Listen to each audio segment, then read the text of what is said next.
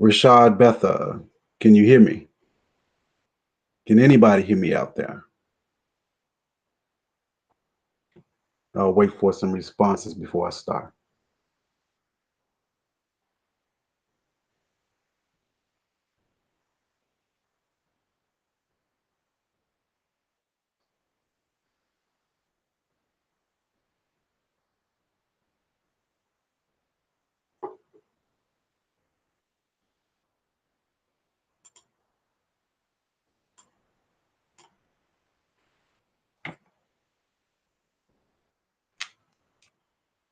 Loud and clear. All right, get ready to start. Since I can be heard loud and clear,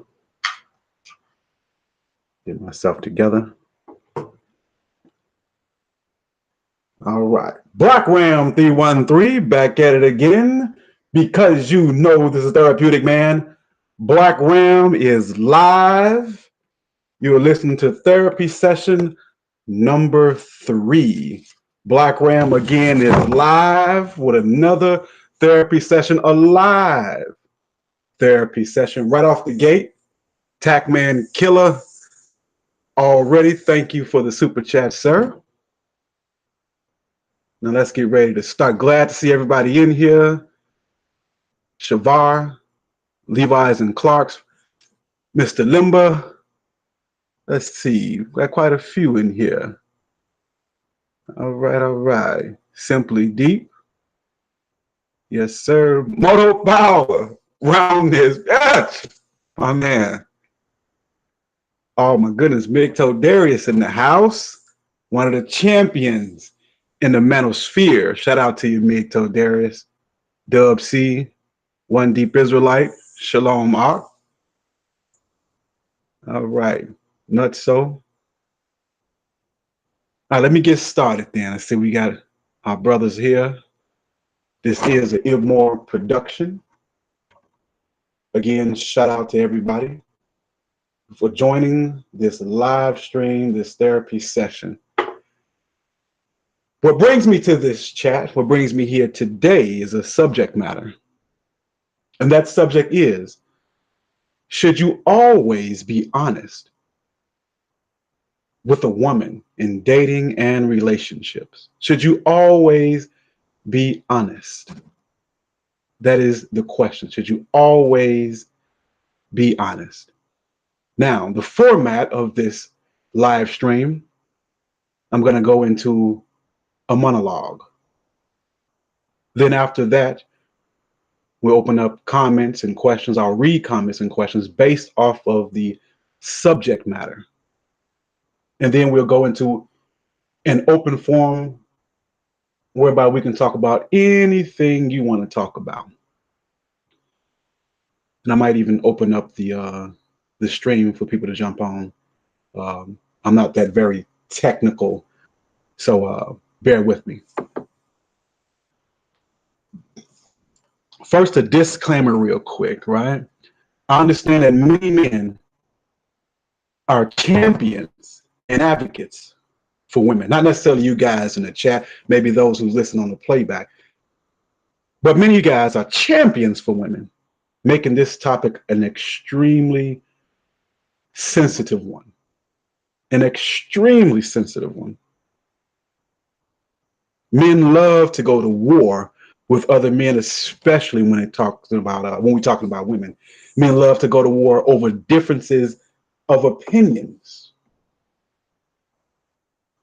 So again, my disclaimer is that I'm not necessarily saying one should or shouldn't be honest, per se.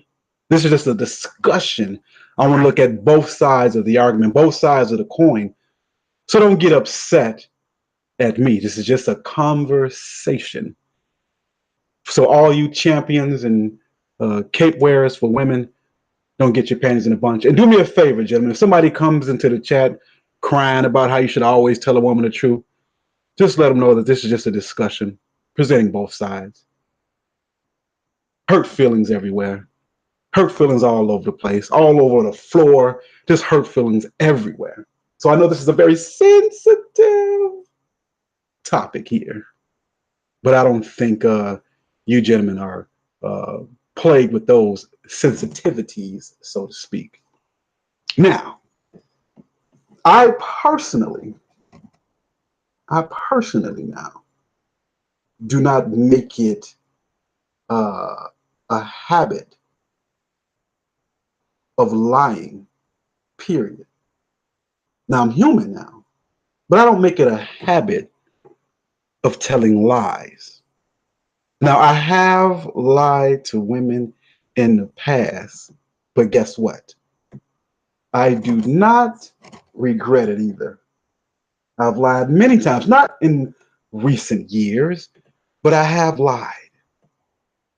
And I've kind of felt a little good about it too, truth be told. But anyway, now we know that there are two types of lies, two general types of lies: lies of omission and lies of commission. Omission is when you you omit a truth. You keep silent about something that maybe someone wants to know. You keep knowledge to yourself. You keep an idea, or you keep a fact that may or may not affect the relationship to yourself.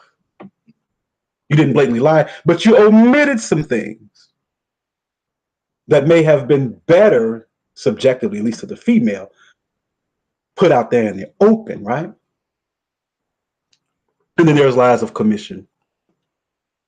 When we commit a falsehood, when we commit lies, when we blatantly and directly lie. Very simple, right? So lies of omissions and commissions. Is this ever a good thing? Is it the best policy not to lie? Should you always be honest with a woman out of respect? Don't lie to no woman. Always tell the truth. You got truth warriors out there. Don't lie to your queen. Don't lie to your helpmeet. Don't lie to a woman. We got those champions, and that's fine. They have a right to express their opinions. Now, first off, in the gate, first off, right off the back, I have to say this. When it comes to running game, when it comes to spitting game, when it comes to spitting that fire, there are different levels to the game. PUA, if you will. But I understood pickup before it was ever such thing as PUA. Before Neil Strauss came out with his book, The Game, back in the early 2000s, if I remember correctly. All right. But the different levels of the game, now at the highest level of the game, one does not have to tell any lies. Lies are unnecessary. That's at the highest level. And when you are at a lower level, and I'm not trying to disparage those who lie to women, when you're at the lower levels, you have to be aware that lying can have negative effects. Can have negative effects. It can turn off a woman, but it can have a certain blowback, right? But most men who lie, they do so for the main purpose and the primary purpose of hiding their dealings with other women. I mean, if we're going to lie, that's what we're going to lie about, right? We're going to lie about our so-called fidelity, right? That's what we're going to be untruthful about. Our fidelity, right? But again, at a high level, at the highest level of the game, you can be truthful about your dealings, right? Well, how and why is this possible? How is this possible? Can a man really be completely honest to a woman or with a woman? Well, I'm saying at the highest level of the game, how can you be honest with a woman, especially if you're dealing with other women? How is it possible at the highest level? Let me explain. A man that's possessing a high level of game can be honest because it comes down to a matter of value. It comes down to a matter of value. What do I mean? A high value male can say whatever, whenever, however he wants. and she'll still be down. She'll still be attracted to him, maybe even more so. Ask Idris Elba or Denzel or a woman's favorite athlete or entertainer, musician, if he can be forthcoming about his dealings with other women and possibly a wife at home. And the answer is yes. She knows that he has a woman. She knows he has a woman at home, but she's still down, right? And that's because the value of these said men are so high that a woman would not mind being number 2, number 3, number 4, number 5, number 6. High value. That's at the highest level of the game. And you don't have to be Idris. You don't have to be Denzel. You don't have to be a Steph Curry. You don't have to be somebody famous, somebody popular. You don't have to be the most popular rapper. You don't have to be a Drake or someone like that. Although most of these men are simps, right? We do understand that. But what you do have to possess is a high caliber of game, high self-esteem and confidence and indifference, not caring what she feels or what she thinks. Here's a dirty little secret when it comes to women. Michael Danley, thank you for the super chat, sir. Much appreciated, the love and the support. So it comes down to a question of values, right? Here's a little secret that most of you men may know, and I've said this before, bears repeating, that women, most of them, especially your average sexually liberated female in the modern era, has dealt with men who she knows for a fact has a woman. And the reason why she did it because not only was her feelings at such a high level, but also her perception of his value and her perception of his own value was at such a high level. The man with a high value is chosen, pre-selected. He can have all parties involved knowing about the other women. They even do it for the dirty. They even do it for the dirty, nasty, stinky, funky, immoral, uncivil thug. They'll do it for him too. They know that he's still with his baby mama. They know he's still with Keisha. They know. And guess what? She will still deal because this is natural for her. High value. In order to have high value, again, you have to have a deep level of game within. This necessitates 100% acceptance of self, 100% confidence, 100% value in self, 100% indifference. No validation necessary. He is not attached to any outcome. He don't care whether he gets the woman or not. If she's down or she's not, on to the next one. 99 problems and ain't one, right? So with his game, he can go and flow and let the people know, let her know that he got other women on the team. Again, this is high level game. And I'm not saying I have always possessed such a high level or that I possess it now, right? Not saying that. However, I know what it takes. I know what the game requires. At least a high level of game. And with this high level of game, a man can deal with a woman. Listen now, listen. High level of game. A man can deal with a woman from a position of strength and not weakness, without fear. Simps approach the game. Novices, beginners approach the game with fear. The average guy deals out of fear. He's scared to lose her. He walks on eggshells. He doesn't want to offend. He doesn't want her to be displeased. He doesn't want to turn her off. But the high level game does not care. He can't lose. He's not attached to the outcome anyway. High level game, she can't make me or break me. I say again, she can't make me or break me. That's the high level. If you're scared to lose her, you will. If you don't care that you'll lose her, you will gain her.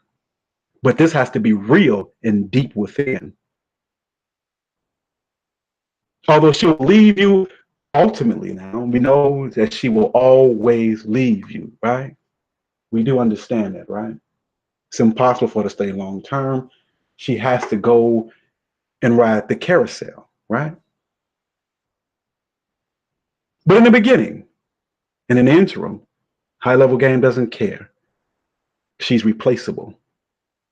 They all are replaceable, right? Doesn't matter if she goes, doesn't matter if she stays, she ain't yours no way. You're not the first guy that had her. You're not gonna be the last guy that had her.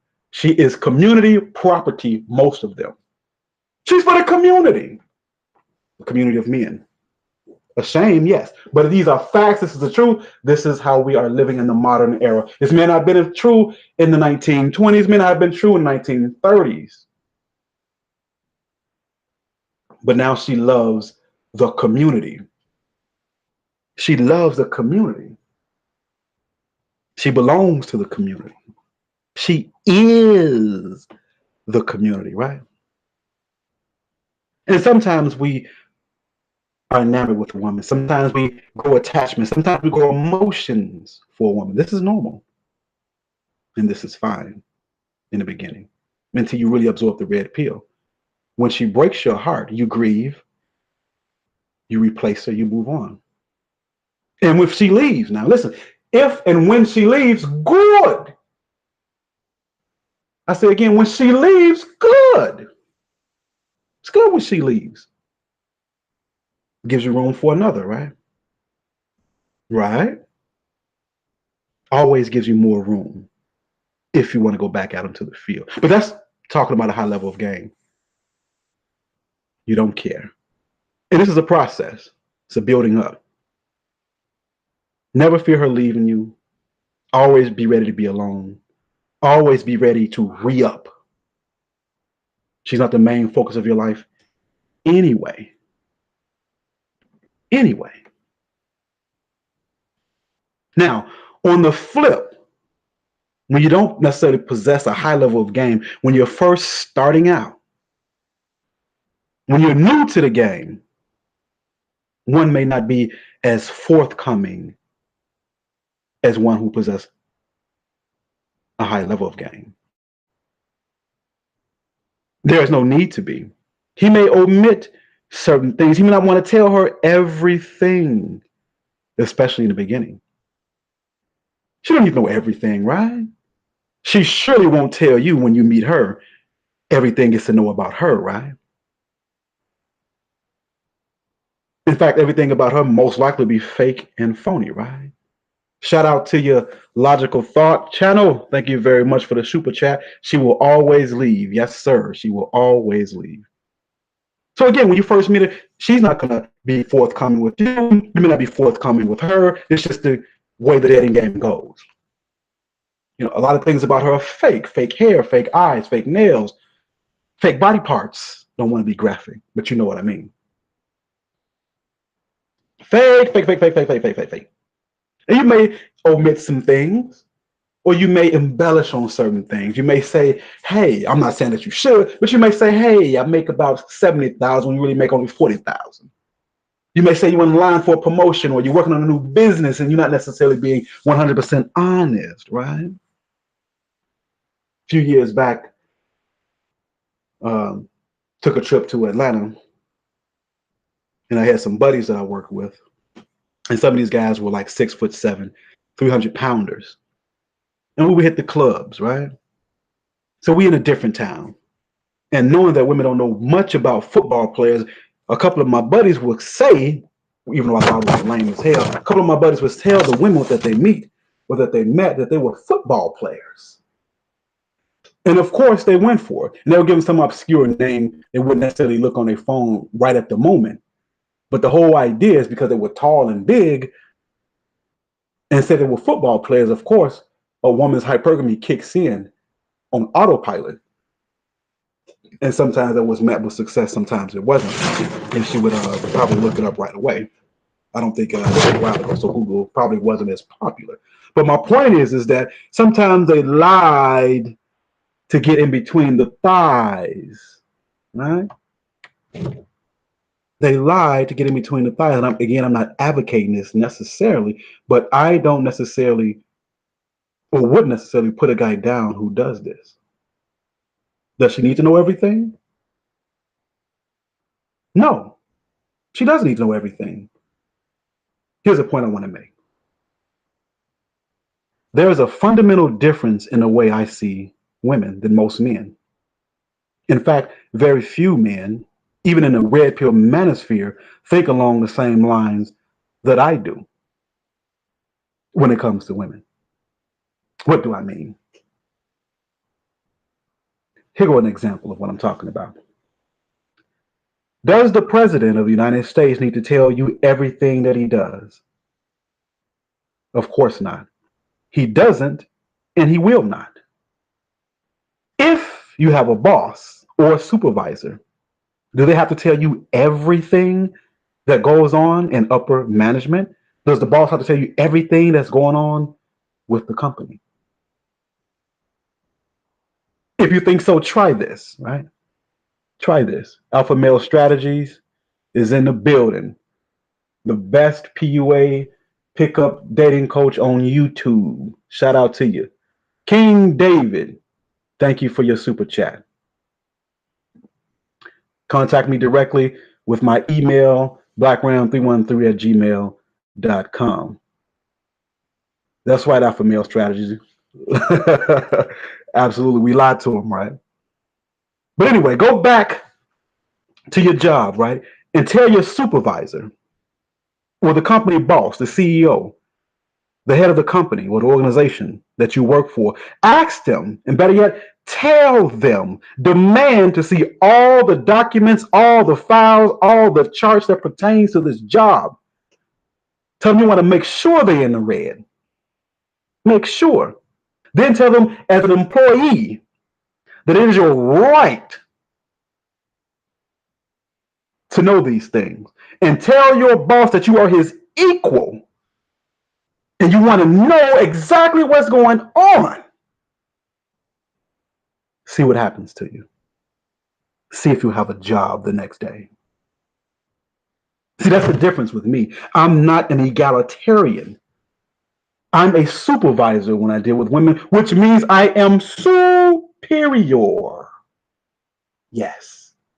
Chauvinist? Yes. Misogynistic? Yes. Brutal? Yes. Yes, sir. I don't believe in equality. She doesn't need to know everything. I do not obligate myself either to answer any woman's line of questionings, nor do I feel or believe I have a moral obligation to tell her the truth about anything. I don't feel obligated. See, I don't think like a Westerner. I don't think like an American. I lead, I dictate, I decide. She enters my world. I don't go into hers. She is not a co-pilot, but she's a passenger in the van with other passengers, and she can always get off and get to stepping if she don't like the direction that this bus is headed. That's how it goes. That's how it goes. I don't feel obligated to tell the truth. However, at the top level of game, no lies are necessary. But if a guy tells a woman he's single and he's not, here's the question. If a man tells a woman that he's single and he's not, think about that for a minute. He may have one woman, He may have 2 women. He may have a few women.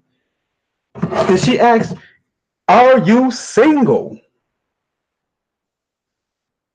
And if a man says, yes, I'm single, I will not shame a man for doing so. It's at his discretion. Why wouldn't I shame him? Simply because I do not see her as an equal. If he wants to play that game, then so be it. I'm not going to say, hey, bro, you need to be honest with these women, man. These queens. You need to be honest with them. No, this is because one guy may possess a high level of game and doesn't need to omit certain facts. Doesn't mean every guy does. Again, at the highest level of game, there's no need. You can tell her whatever you want. Because one thing I've learned, I don't care what a man got going on. If she likes you, man. I've seen addicts. I've seen thugs. I've seen broke guys. I've seen dusty guys. I've seen guys with money, without money. I've seen guys that are overweight. I've seen the guys that were just in bad shape, man. Still come up and have multiple women. And these weren't busted women necessarily, as far as it looks concerned. But again, I won't shame a man for running game. I won't shame a man for saying, no, he doesn't have a wife at home. So what? But the champions want you to be honest, to keep it real with them. And I'm like, for what? She has no moral compass herself. What does she need to know? She'll go anyway, regardless. So make sure when you omit the truth or not, that you do that based off your discretion to your benefit. And the only reason I can see a guy being honest, the only reason I can see a guy being forthcoming, there's only one way that that can be beneficial, to be open, honest, and forthcoming when you're dealing with women. And that's just to prevent certain blowback, false allegations, or getting caught up. But I was told when I was a youngster, by a guy that I learned the game from, and I quote him, ain't no getting caught up, Mark. Ain't no getting caught up. Ain't no such thing. But that was at the high level of the game. I didn't possess it at that time. So getting caught up was a reality for me. So I would lie. I wouldn't be honest. I would tell her that I don't have a woman when I had 1, 2, or even a few. But it's your discretion. I would not shame a man. And let me say to you this. You're not looking for a long-term relationship. You're just trying to get her in your bed. Then so what?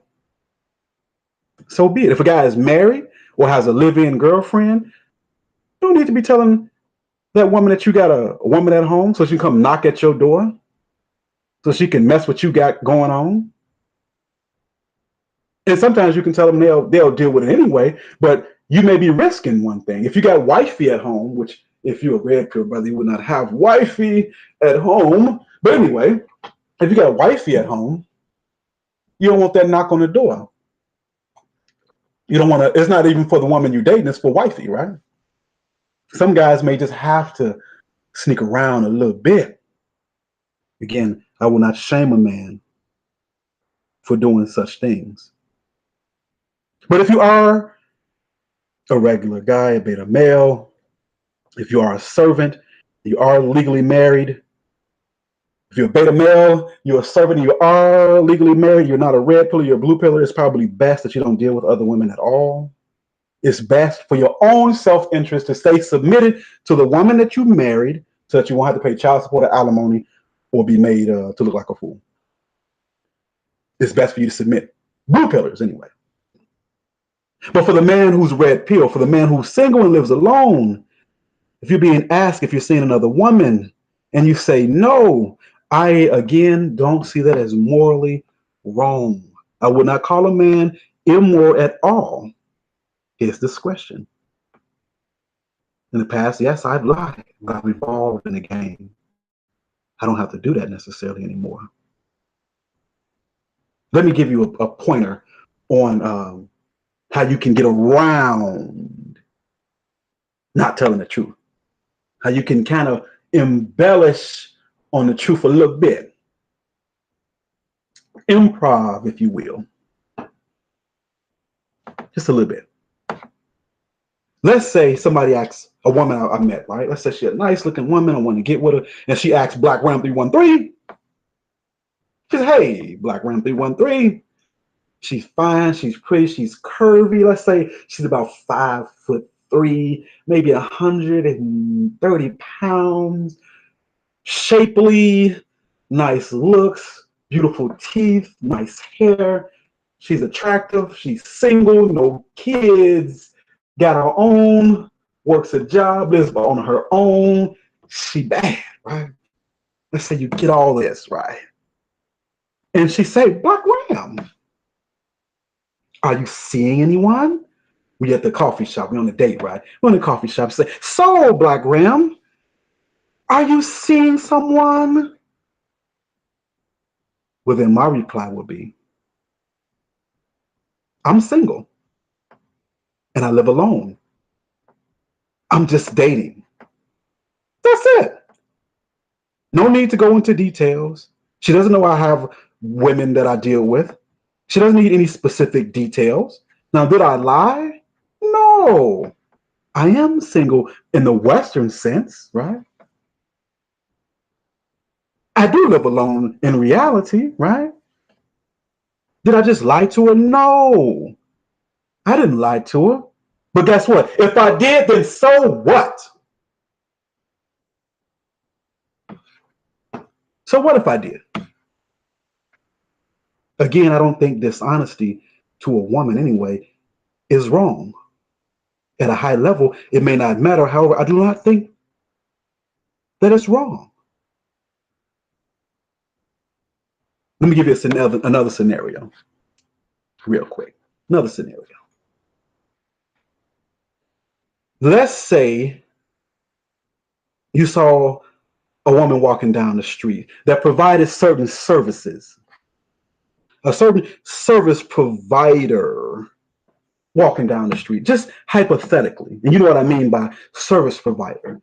A woman that walks the street late at night, scantily clad, dressed provocatively. Let's say she's walking down the street. She provides a certain service, right? I'm not saying that you should or you shouldn't, just a hypothetical here, right?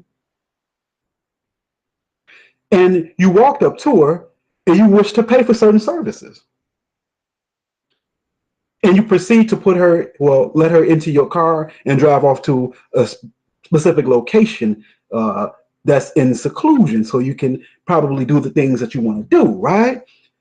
On your way to that secluded spot, do you start telling this woman, this streetwalker, right? Do you tell the streetwalker all your business? I'm married with 4 children. I'm the principal at a high school. My credit score is 780. Do you tell her these things? Do you? Of course not. And why? Because she's a strange woman. You may not ever see her again. And you don't make it a habit of telling streetwalkers your business, right? Because she's a streetwalker. She's selling a service, right? You don't tell her your business, right? Right? Think about it. You don't tell her your business, right? Not the streetwalker, right? If the answer is no, so then why would you tell the modern promiscuous woman all your business either? How is she different than a streetwalker? How? Because she's had 40 partners instead of 90? Because she's had 10 instead of 20? 20 instead of 30? 5 instead of 10? When I was growing up in the 90s, men had this saying, you treat a woman for what she is worth. You treat a woman according to her worth. And a promiscuous woman was never worth a damn thing. And that's just not 90s talk. That's wisdom. Where my Hebrew Israelite brothers at? Where my Bible believers at, right? You treat a woman for what she's worth. The book tells you that. I say again, the book tells you that. An example, in the Apocrypha, which was in the original King James 1611, I guess too much truth, so it was pulled out. But in the Apocrypha, the book of Ecclesiasticus, not Ecclesiastes, another book of Solomon called Ecclesiasticus. And I quote Ecclesiasticus chapter 26, verse 25, I believe, if I'm not mistaken. It says, a shameless woman should be counted as a dog. A dog is a shameless woman. Ecclesiasticus chapter 26, verse 22, it says, a harlot shall be accounted as spittle. I say again, a harlot shall be accounted as spittle. A harlot shall be accounted as spittle. In other words, a harlot is not worth more than spit. Teenage Migto, thank you for your donation. Love your channel. Hope this helped. Yes, it does. Much appreciated. I appreciate the love. So a harlot is accounted as spittle. If you running around trying to tell harlots the truth, you trying to be honest with them, you trying to be upright with her, you trying to be straightforward with her, because you have too much value. You put too much value in harlotry, man. You've been taught too much of this Western mentality, this simping, putting every woman on a pedestal. Now, I'm not even saying that you should necessarily be 100% forthcoming and shouldn't run game on a virtuous woman, a pure virgin. It's supposed to be your property. You tell her what you want to tell her. Ain't gonna shame no man for that. But these guys are running around here with the modern female who is just as promiscuous as a harlot and want to be so upright with them, want to be so morally inclined to tell them the truth. That's what you want, because you put the vag on a pedestal. That's the reason why. You put the vag on a pedestal. You believe she's worth telling the truth to. You believe she is your equal, your partner. Now, again, I'm just promoting both sides, not promoting both sides. I'm just going over the pros and cons of both sides. Again, high level game, no need to tell a fib. Those who are not at the high level game, so what? I don't think you're morally wrong for misleading. But the question is, what do you guys think? About 38 minutes into the show, I've been talking this whole time. Now I want some feedback. I believe we got 232 watching. Appreciate every last one of you that is tuned in. I'm gonna probably look in this comment section and see who's out there, give a few shout outs and get a few comments. Again, my question, first question tonight. Do you guys think that it's a moral failure? Yeah, get the likes up. Thank you, Logical Thought. Get the likes up, gentlemen. Appreciate that. Again, I appreciate all you guys for tuning in. My question for everybody out there. What up, James? I appreciate you. For everybody out there, do you believe that it is morally wrong to be less than honest with a woman? Do you think it's morally wrong? Do you think it violates moral principles? Do you think it violates scriptures? Do you think it goes against your code? What up, Negro Ninja? Do you think it violates a code? Do you think it's simping to lie? What do you guys think? Yes, you should lie to women, or no, you shouldn't. What do you think? Charles Merchant says morals shouldn't be used in the same sentence with harlots. For sure, for sure. Definitely not in the same sentence. For sure, for sure. Let's see who else we got out here. Read some of these comments. 1 second here. These comments are coming fast. I'm trying to catch them.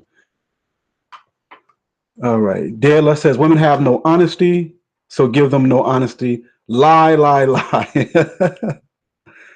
Let me go up just a little bit because a lot of people coming in here. Now I'm gonna go into a portion where I'm reading the comments. Go up just a little bit. Migto Slim, shout out to you. Love your channel, bro. All women use your truth as weapons against you when they feel like it. It's an interesting point. Negro Ninja says, I learned my lesson. I used to give my all to women when the reality is she's just a glorified streetwalker. Yes, indeed. Women destroy everything they touch. Indeed, indeed, indeed. Let's see, let's see. Girls, yes. Women, no. What's the difference, King Dave, between a girl and a woman, in your opinion? Let's see. Josh Kimmy says you. Let me see what he's saying. 1 second here. You know for a fact that women are not completely honest with men. We don't owe them anything. Sounds good to me. They lie to us. Stefan says they lie to us. Will we that you know what is big? Oh yeah, they lie. They lie about everything, right? Simply Deep. In my opinion, it depends on a woman. What type of woman would you not lie to? Simply Deep. When Pig Splash says on a case by case, men must do what gives him advantage. Now, I like that. We're trying to gain an advantage. The only reason why we have to use game in this day and age is because the world we live in, the women we deal with, their minds are so convoluted and so infused with Western thinking that a decent man can't just get a decent woman anymore. Yeah, I'm blaming them because and also they love dishonesty as well. Let's see. Let's see. Guy 007 says, put it like this, Ram. If she would lie to you to have you be her slave and provide for her, she's been used. Why should you be honest with them? In their minds, either you use them or they use you. Absolutely. It's all about who can gain the most advantage, right? Let's see. I'm tired of these entitled princesses. Yes, they are entitled princesses, aren't they? Let's see. Go up a little bit.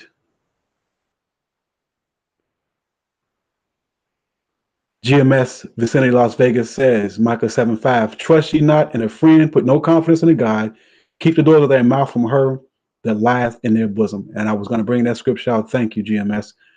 Vicinity Las Vegas. Absolutely. Always coming with the scripture.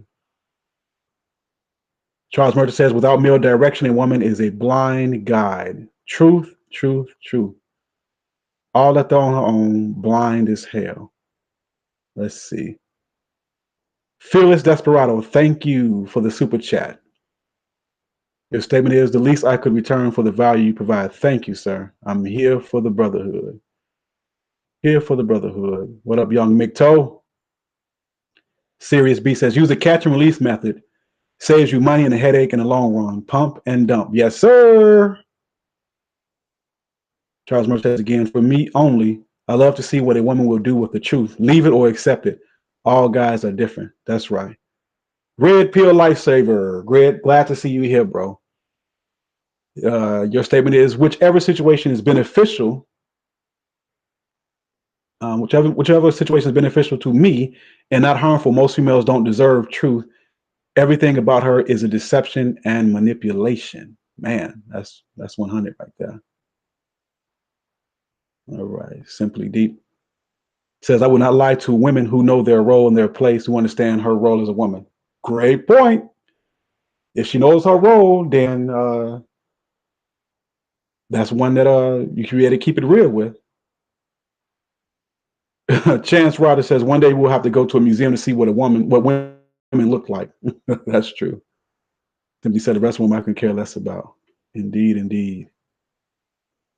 42 says decent men can find decent women in this country. True. Women are lied to all their life. Honesty is not their nature, Aunt James. Absolutely.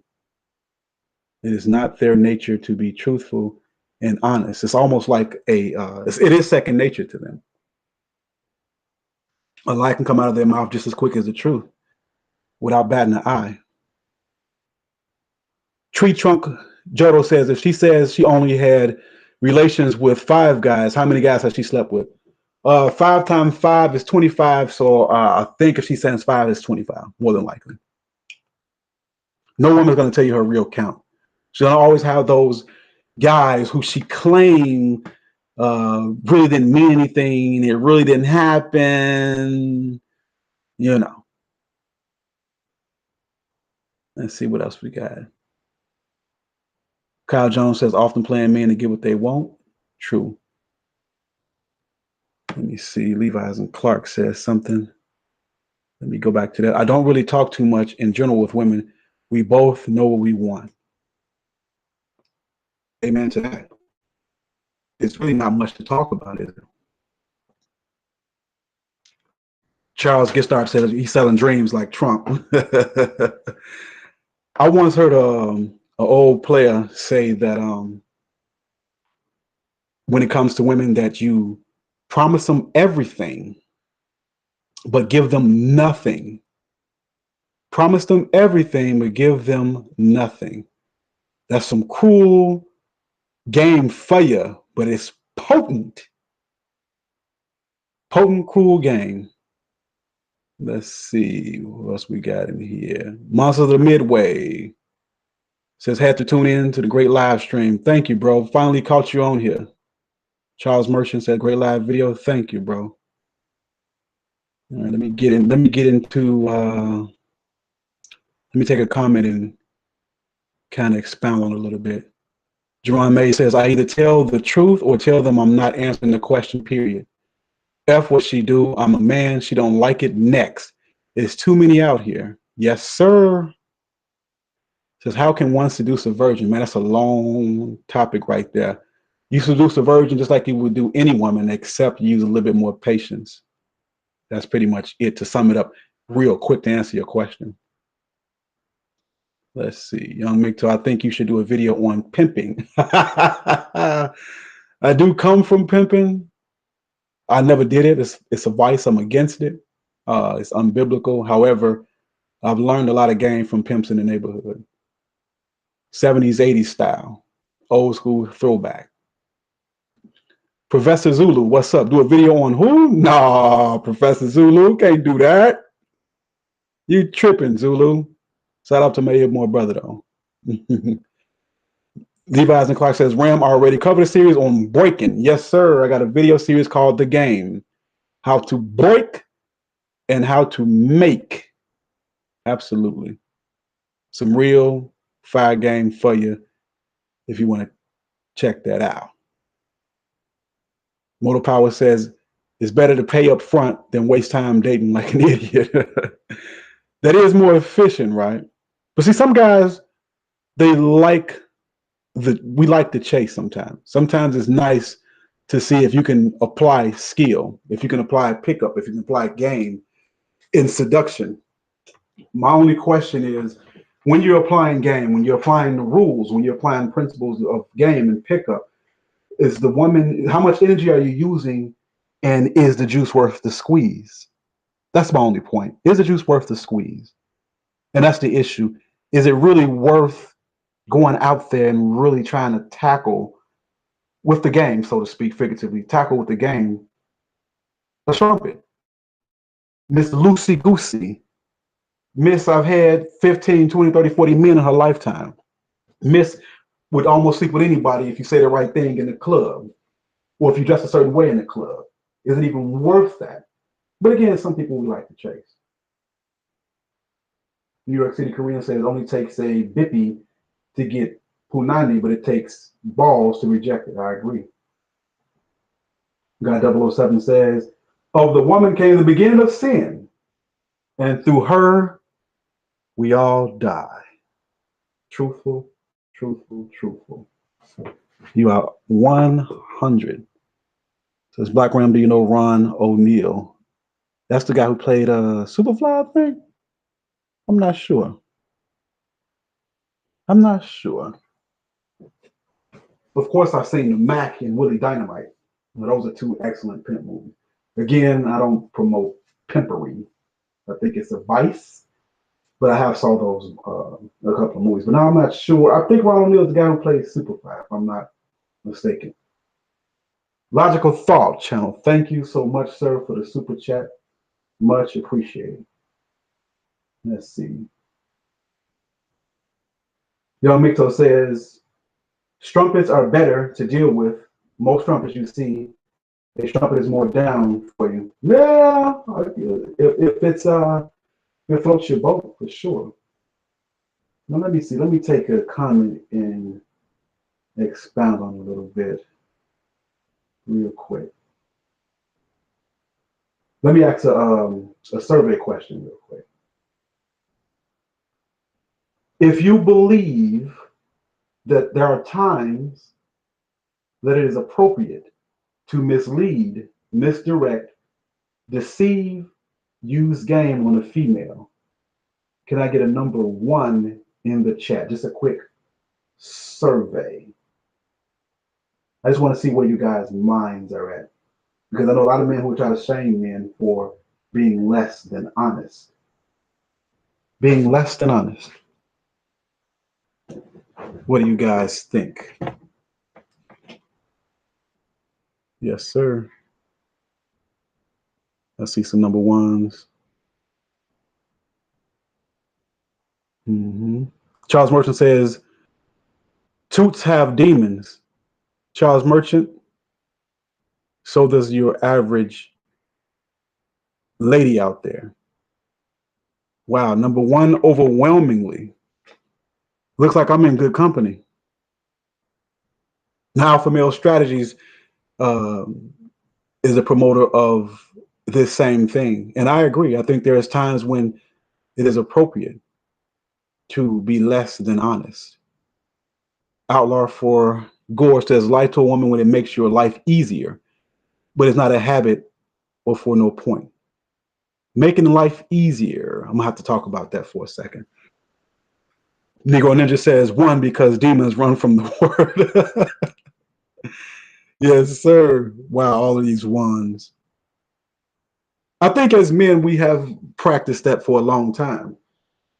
Even blue pill men. Do you tell as a blue pill, does blue pillers or do blue pillers tell a woman that they're shapely when they're actually big? Do you say, honey, you really don't look that good in this color? Does the blue pillar really say that when she asks you, does she look like she's getting old? Does the blue pillar say, yes, you look like you're getting old? Let me tell you something. Women do not like the truth. They don't. They do not like the truth. Mr. Limba says, my rule since 18 years old, only tell her what she needs to know. That's true. Rick Woods News says, I agree, women are liars. They don't respect truth, but it happens to honor if we become like them. I'm a big fan, by the way.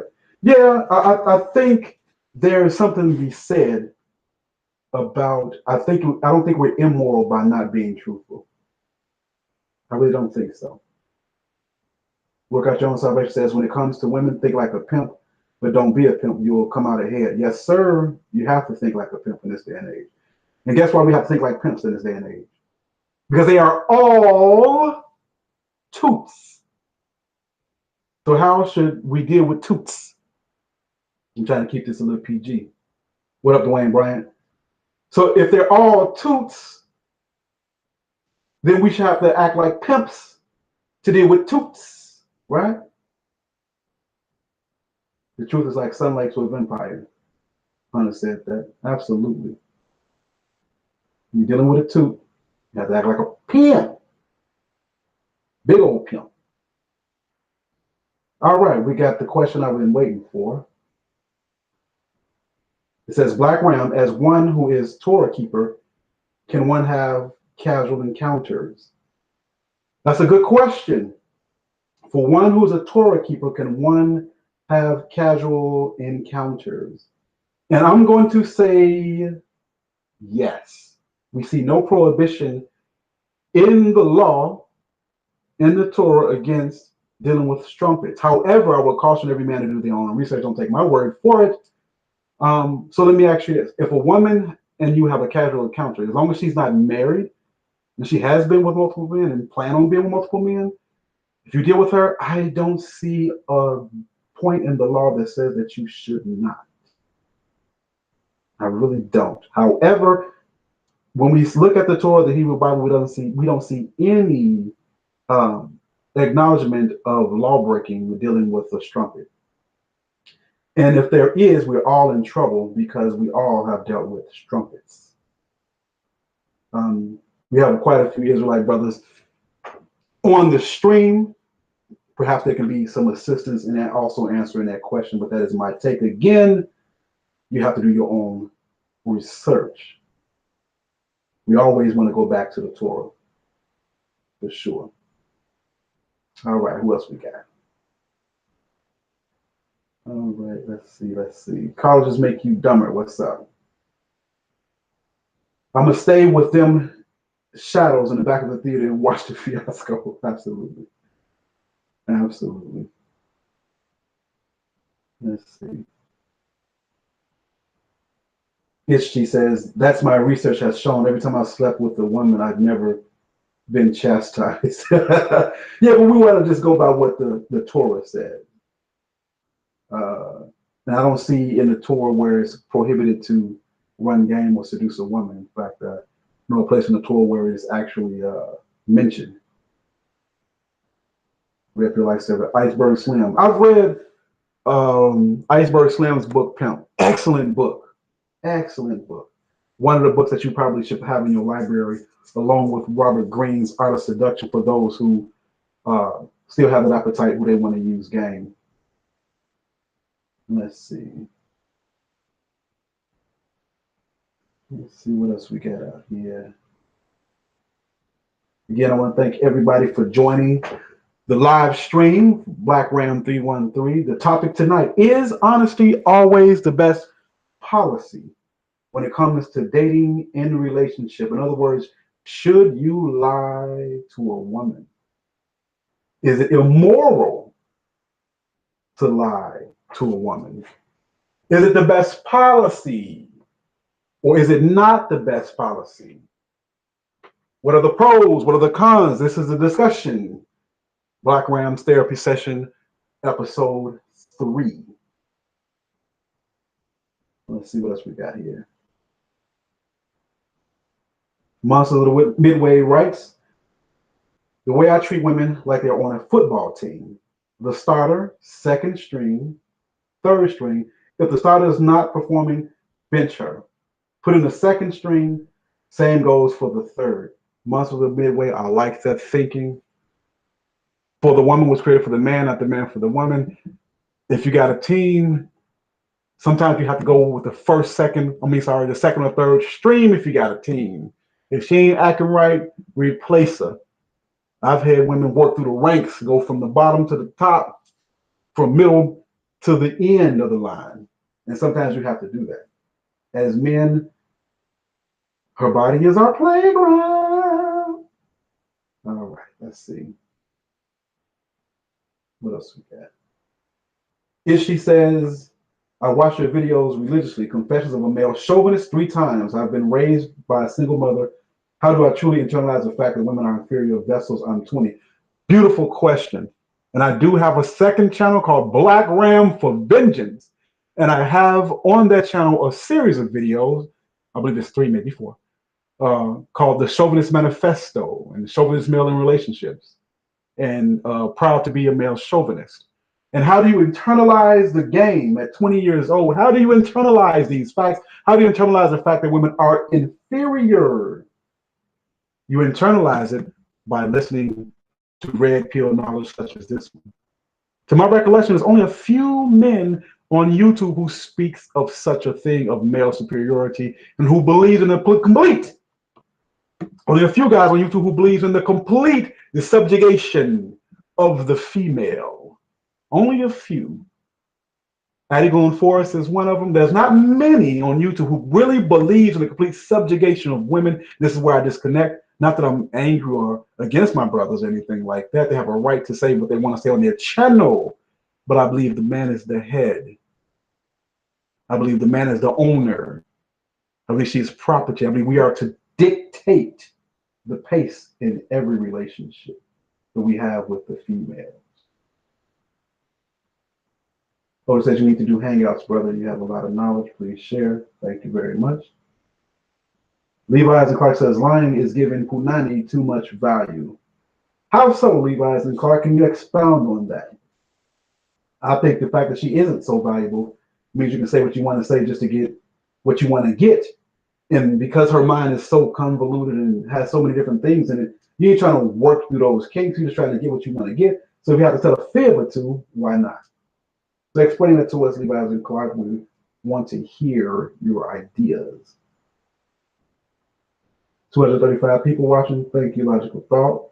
Yes, sir. Get the likes up, please. Get the likes up. Outlaw for War. Only two guys are listening to talk about women on YouTube, Black Ram and AMS. Somebody mentioned in the chat about doing a live stream. Maybe I'll reach out to AMS and see if I can have them on this platform, chopping up game. Charles Merchant says a woman is a help. Too many dudes treat women like they're the boss. Oh my goodness. I'm gonna read that again. Charles Merchant says the woman is the help. Too many dudes treat them like they're the boss. Absolutely. Absolutely. Treat them like they're the bosses. Somebody bite Steve the Dean. I hear you, J. Rob. All they do is ruin it, right? Absolutely. Absolutely. Let me see what else we got going on. Discretion says the worse you treat a woman, the longer she stays with you. Isn't that the truth? Isn't that especially true in the case with the thug? The worse you treat her, the more she wants to stay, right? I think they have a penchant for mistreatment and also a penchant for evil, and especially a penchant for evil men. Evil men. Omega One only says men are truly superior and way more multifunctional than chicks. Give her something to do. Can she do it without asking for help? More than likely, no. IR Johnson says, any tips on building a stable? Well, first, IR Johnson, go and watch my video on the game, making and breaking. But how you build a stable, it's real simple, man. Real simple. You should always be talking to a number of women. I'm going to go through this process real quick. It's elementary. I'm going to go through it real quick. You build a stable like this. Let's say you have no women. You're starting off square one. Real simple stuff. All PUAs, dating coaches know this, right? That's what you do, how you build a stable. Let's say Black Ram 313 had no girlfriends or no women that was dealing with me. They all thought I was a loser and dumb, okay? This is what I would do. I will go out and approach a number of women on a weekly basis. I'm going out 4 or 5 times a week, and I'm approaching as many women as possible. Let's say about 50 a week. 50 approaches a week. Out of that 50, you may get 25 numbers. Out of 25 numbers, 18 may be real. Out of 18 numbers, only 7 may be serious. Out of 7 that might be serious, 4 of them will drop off and flake off. You're left with maybe 2 or 3. You keep in contact with them, you work your magic on them, you run game on them, and you go out the next week, you go get 50 more. So you get 50 one week, you get up with only 2, 1 week, 2 the next week, 2 the third week, and 4th week. By the end of the month, you still got 8, right? You're dealing with those 8, but you're gonna go out the second month and do the same thing. Before you know it, you have at least 16 women that are suitable, and then it's a process of elimination on your part from there. You eliminate the chaff, you keep the wheat, and that's how you build your stable. Real easy, but you gotta always be out there hunting. It's hard, it's time consuming, it's rough, but you build a stable just like that. One at a time, you're approaching as many women as possible. All right, let me look at a couple more statements.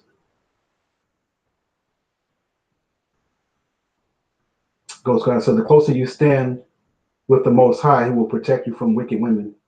When they leave righteous men, know they are running from the image of the Most High, which is you. Wow, I'm going to say it again. Ghost God says, the closer you stand with the Most High, He will protect you from wicked women. When they leave righteous men, know they are running from the image of the Most High, which is you. Absolutely. That resonates with me. And I believe that. Yep. Darius says, women say they like honesty, but they like stuff sugarcoated. Absolutely. Definitely like things sugarcoated. Let me go further down in the chat. It's definitely a numbers game. College make you dumb says, nah, that sounds like a full-time job. And it is. If you out there, you gotta have your game tight, and it takes work. It takes energy, it takes time. There's efficient ways to do it. But if you're gonna go out there and you're gonna campaign, you're gonna go and you want to build a stable, it is a lot of work. It is a lot of time. When I was a younger man, not bragging about, when I was a younger man in my 20s and early 30s, I'm almost 40, I would have a team of 7, 8 women. At one time, I had as many as 17. And all I would do is work and talk on the phone and see them and have time for much else. But that's what I wanted at the time. That's what I was involved in for the most part. That was my hobby, working and talking to the ladies. That was it. But it is time consuming, tiresome. And at the end of the day, like J. Rob just says, look at all the energy put in these strumpets. Absolutely. That's a lot of energy to get a rotation. But let me say this, gentlemen, for those who may be new to the channel, for those who may be new to the red pill, for those who may be new to game and pickup, for those who may be new to Ibmore and even MGTOW, no one of us have a right to complain about females having or the lack thereof until you've put time, unless you're really that introspective and perspective to where you realize from other people's mistakes and issues that women are wasting time. But if that's not you, before you form an opinion on the game and all of these other things, or before you say you want to go your own way, MGTOW or swear off women, you should have the experience. You should have the experience. You should have approached in your lifetime. Let's say you're a man 20 years old. By the time you're 21, before you make a decision to hang it up, you probably should have approached hundreds of women. I have the experience. My ideals, my conclusions about females are from dealing with a lot of them. Get that experience, man. Here's the thing. Most of the guys probably that listen to my channel are probably in their mid-30s or more, early 30s. And although, as J. Rob said, it's a lot of energy, and he makes a good point. J. Rob, you make a good point. It is a lot of energy dealing with these women, but check it out. When you're young and you have that testosterone, that is energy. See, a lot of times we have a perspective as older men because we've been there, we've done that, we understand the game, we understand it's a waste of time. There are efficient ways of doing it, of course. Some of us are starting to perfect the game. If you're still looking for women or trying to build a team, we have perfected the game, so we have a little bit more efficiency. But for men in their 20s, they have the energy because that's what testosterone is. Pure energy, like lightning. Like lightning. And that testosterone is raging. This is why I'm more of I deal with a certain amount of women and I'm chilling. I'm really the go your own way type of guy. I really think that women are a real waste of time. But I'm almost 40 years old, man. A guy that's 18, 19, 20, man, he want to use his rod. I'm not going to discourage that. I'm going to tell them to go and learn PUA, learn pickup, learn the game. I'm going to tell them to go listen to alpha male strategies. I'm going to go tell them to listen to Solo TV 84. I'm going to tell them that. I'm going to say go listen to all of the knowledge that's out here. This is a community of knowledge, a body of knowledge that these guys have out here. ARCs, your Rom Wills. This is a body of knowledge out here. So if you want to do that, you're in your 20s, man. But some of us, we learned our lessons. We took our punches, our bruises, man. We trying to chill. But that energy you got, that's testosterone power. You want an outlet for that. And I don't want any guy to be a blue pillar to where you think you got to wife a woman up and put her in a house with you just to have access to the sexual. Because young testosterone is like a raging inferno, man. And you should sow your wild oats. I'm not saying just deal with multiple women and discard them. That's unrighteous. But I'm saying that you should have a team. A young man full of testosterone should definitely have a team. A young man full of testosterone should have options. A young man full of testosterone should go out there and see what's up. Be careful. Wear your protection. Don't get them pregnant. Don't wife them up. Don't be falling in love. But get yours, man. Get yours. Let's see what else we got out here. Any more comments?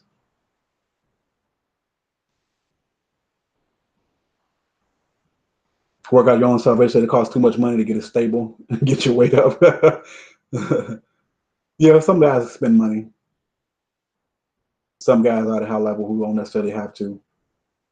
Jerry Stacks said, the Most High meant that thou shalt not put no other gods before him, so black women ain't. Of course not. 42 said, I can never sit on the phone with the women that long. It does take a lot out of you.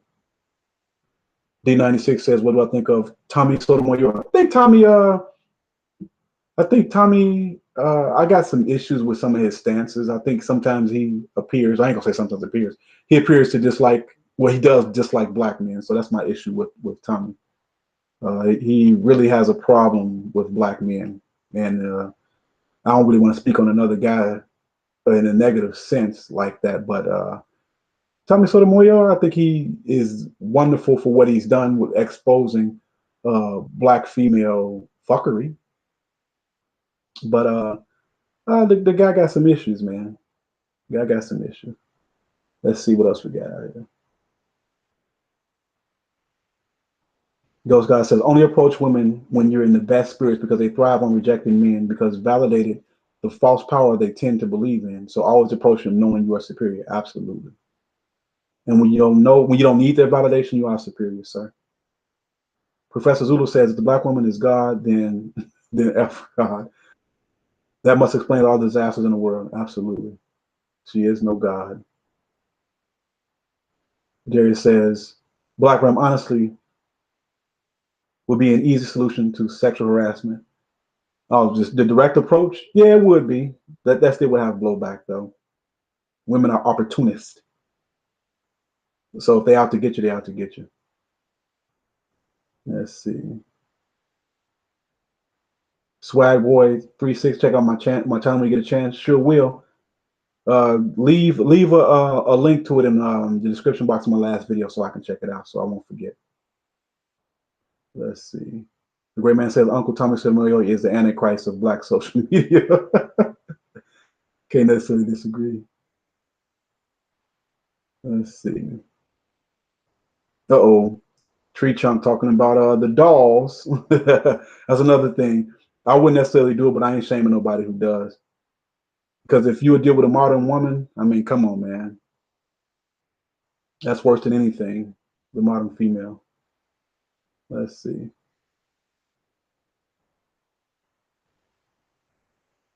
Darius says, what's my thoughts on addiction to strip clubs? I think it's terrible that that anybody that go to one of those spots and make it rain. I've gone there, but I don't make it rain, man. I go there to spectate a little bit, but I think black men are too much into the strip clubs, man. But I think that's too much tricking. Too much tricking. I mean, we making it. I mean, it only benefits them. I think we just give them too much attention, give them too much energy, and I think we just need to calm down with that a little bit. Let's see.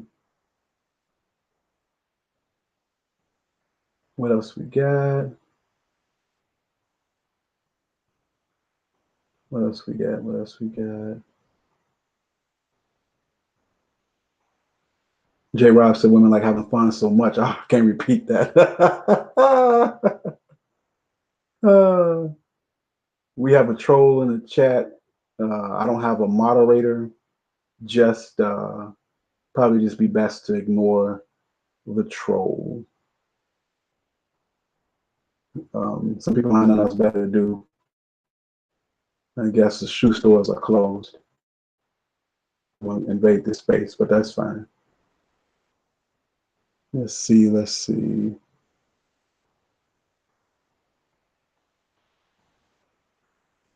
Definitely looking for male attention. What else we got here? Yo Lou says, the college make you dumber. It's a lot of women watching all of these men channel. Suddenly they want to know what's going on. True. Definitely gonna be curious about what's going on in the male space. They're always looking for light and attention, as BGS Zidmore said. They want your attention, they want your light. And truth be told, without us, they will feel empty inside. I talk about them. I don't necessarily like to talk to them unless it's a woman I'm intimate with. Anything else is an exercise in futility. All right, what else we got here? Let's see. Looking for some more comments. So strip clubs is simp heaven. Yes, it is. I agree with that. El Capo says black women have lost culture, in turn, don't know how to take care of their man. Marbawika does a thing. My black ex acted like it was a chore to please me. Absolutely. There are other women who are actually get enjoyment out of pleasing her man, and there are a segment of women who just want to be pleased. She believes that you're the help, that you her help me, help her with her kids, help her with her bills, help her with everything. Colleges make you dumber.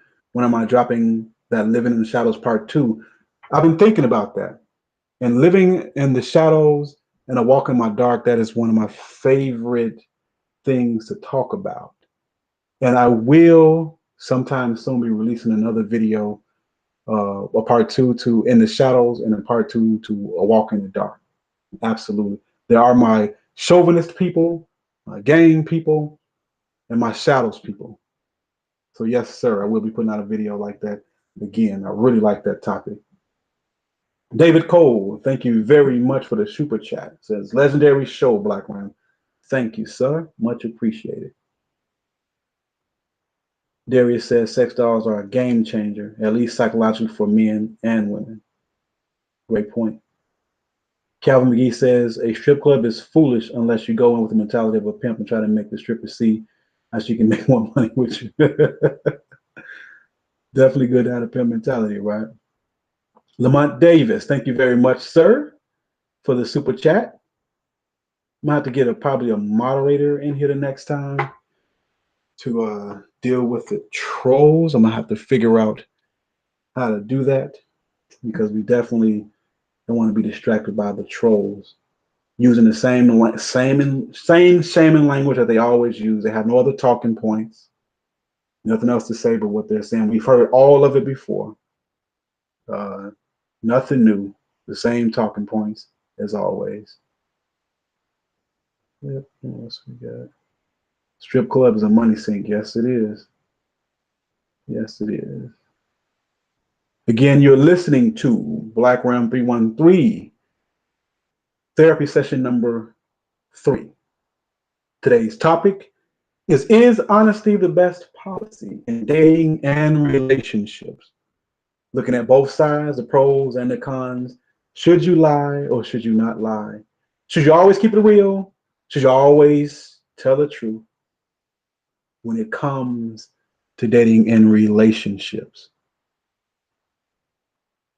Yep. Hand out some wrenches. You know, I don't even know how to do that, man. I'm like really new to this thing. I'm gonna have to figure out how to do such a thing as handing out wrenches, but I am definitely a novice. Uh, but I will figure it out sooner or later because I'm definitely not very technically advanced. But yes, sir, I will consider that. So I can hand out mods right now. Let me play around. Let's see how we can do that. Give me a second, gentlemen. I see something that says manage moderators. Let's see. Let me try to figure that out. Participants. Let me see if I can make some moderators. I'm trying. Give me a second.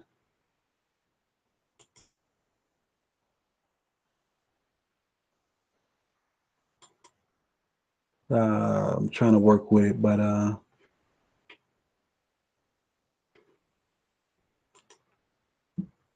figure it out. Give me 1 second. I did something where I'm not seeing the chat anymore.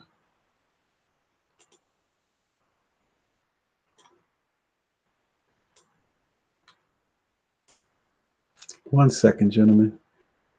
I missed a few technical difficulties here. I don't know what I just did.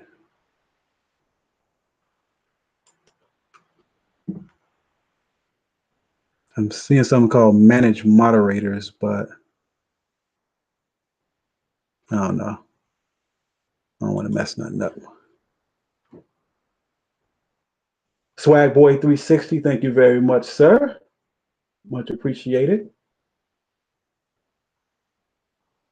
How do you give money? I do have a PayPal description in my description box on my last video if you want to go through that route, if not the super chat. Let me see. Let's see. Just trying to figure something out. Brian Tim, thank you very much, sir, for the super chat donation. Absolutely. So we're going to go into open forum. We can change the subject, and we talked about the topic at length. We're over an hour into the show, and we can change the conversation. But let me just try to figure out something real quick.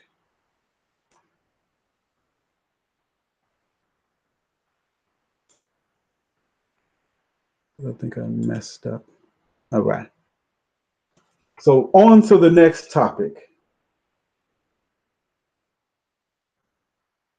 Man, we got a lot of trolls in here now. Goodness gracious. Oh man, where's that moderator tool when you need it? Goodness gracious.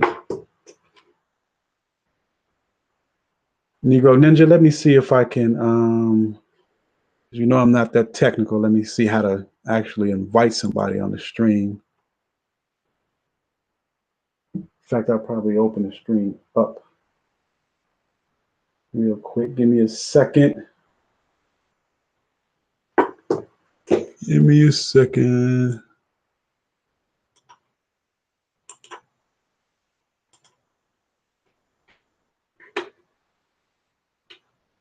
Give me a second. I'm going to try to post the Hangout in this chat thing.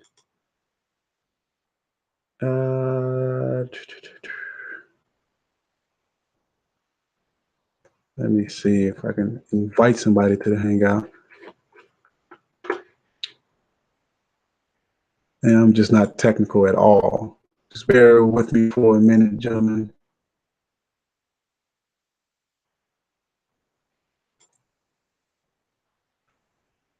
Let me see. Trying to figure out how to do an invite.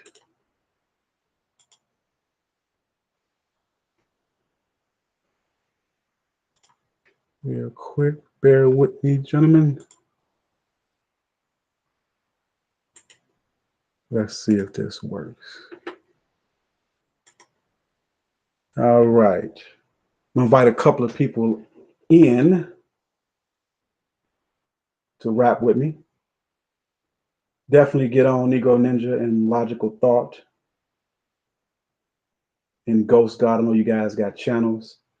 So if you guys want to come in, come on and join me. Rob Black, thank you for that super chat. Much appreciated. Now, I'm not very technical. I put the link to invite people in on the chat. And have patience with me because I got to figure out how to get you on once you click the link. Again, Black Ram is not very technical. All right. Jerry Stack says, women just want a provider more like a simp after being ran through like an Amtrak train. Show you right, man. Show you right. Let's see. Again, Black Ram 313. And you're listening to live stream therapy session number 3. Let's see. What else we got out here? Read some more comments. Women want to be strumpets, says Brother Keller. Says soak up more male DNA and want you to pay and take care of their problems. Absolutely. Brother Keller, you have a channel, right? I think you to put out content here a little bit. Yeah, I think I saw a few videos from you. What else we got? Young Mito says, how do you turn a chick down if you don't want her, but she wants you, but you don't want to? Real simple.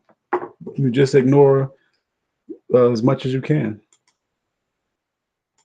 That's always they looking for attention. When you don't give it to them, and of course, eventually she'll go somewhere else for that light and attention that she so desperately craves. So desperately craves. All right. You would just say, yeah, good concept. Absolutely. Israelite brother at that. Shalom and shalom. Tackman Killer says, unfortunately, chivalry and traditionalism are dead. Social dynamics, by the way, men and women has changed. Yes, the social dynamics between men and women have changed. And let's talk about that for a second. She's not the woman from the 50s anymore. She's not your June Cleaver.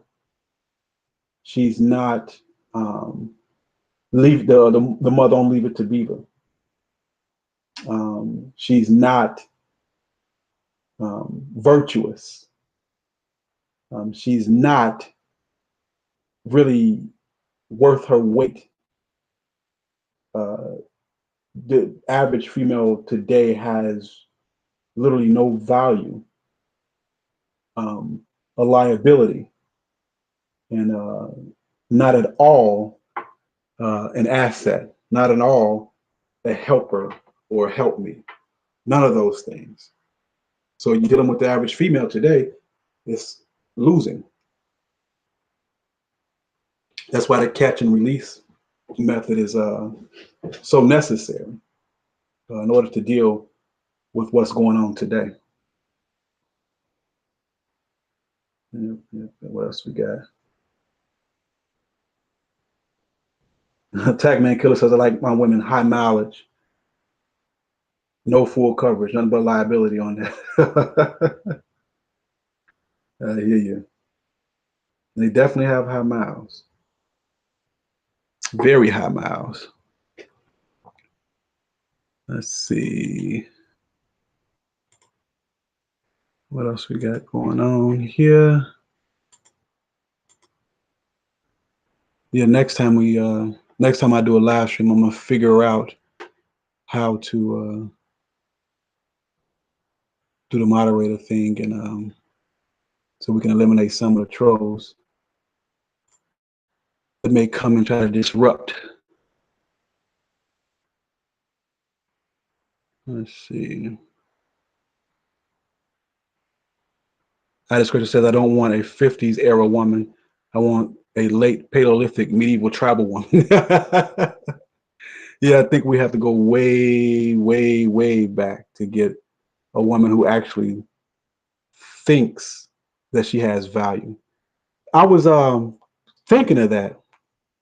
I was on Google Plus today, and I saw one of the Akim from GMS post something that Gabrielle Union had mentioned about her own promiscuity. And if you all would like me to read that, you just hit #1 in the chat and I'll read it. If not, we'll move on. Got a question. JC The Rise says, Black man, would you agree that men who are below 5'7" have a harder time dating women unless they are well built and good looking? Absolutely. You got to keep it real. Height does matter. Money does matter.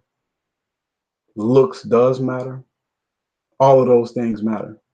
Anyone telling you that they don't is blowing smoke in your tailpipe. Trust me. Trust me. So if they are not telling you that, hey, height matters, then yeah, they're really being, how can I say, disingenuous, to say the least. To say the least. Because the truth be told, all of those things matter. Women are superficial beings. And to think for one moment that her superficiality would not, and her hypergamy isn't a factor, that's asinine. Asinine for sure. Her hypergamy does matter. Her hypergamy is a factor. She likes height. She likes riches. She likes looks. She's a glutton for all of those things. Let's see what else we got. We got a couple of ones in the chat, so I'll read that in a minute.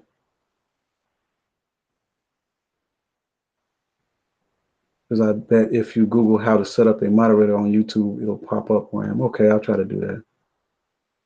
I'll try to have that ready for the next time. I'll be better prepared. Let's see. Negro Ninja said the link doesn't work. I'll try to do it again. Negro Ninja, let me give me a second. I got to figure out how to do all of that. Let me try again to get a link. Let me see. Negro Ninja, if you could send me an email, blackram313@gmail.com. Maybe I can try to get you on. Professor Zulu sent me an email. I sent him the link. Let me see if I can include him in the chat. What's happening, big brother? Professor Zulu, can you hear me? Yeah, I can hear you. Can you hear me? Let me try to figure out, Professor Zulu, how to get you on. I see your avatar. I don't see you. 1 second. Can you hear me, Professor? Yeah, I can hear you. Can you hear me? Let me see. 1 second.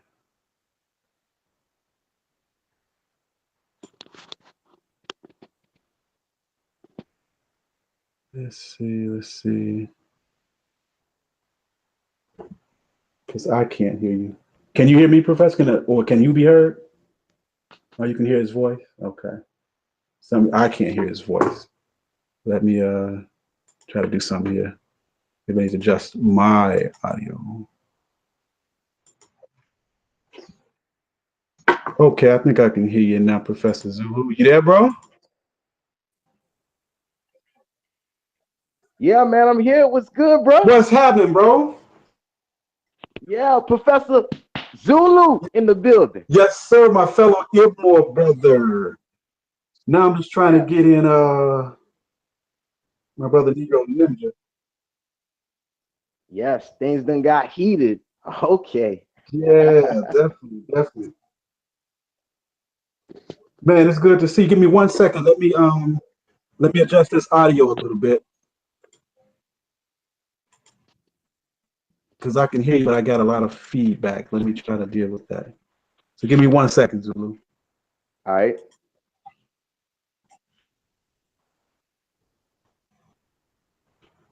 We gotta figure this out.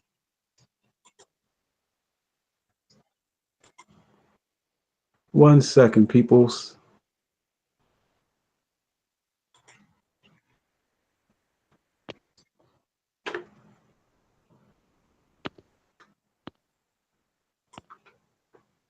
Let me still try to get Negro Ninja in the chat too. While I'm working on this, Professor Zulu, you wanna tell the audience about yourself a little bit. All right, man. You know, this is Professor Zulu, an Ibmore brother. I just want to let you know, man. You know, I'm born and raised in Florida. You know, I'm just doing my thing. I've been essential to the Ibmore game since last year.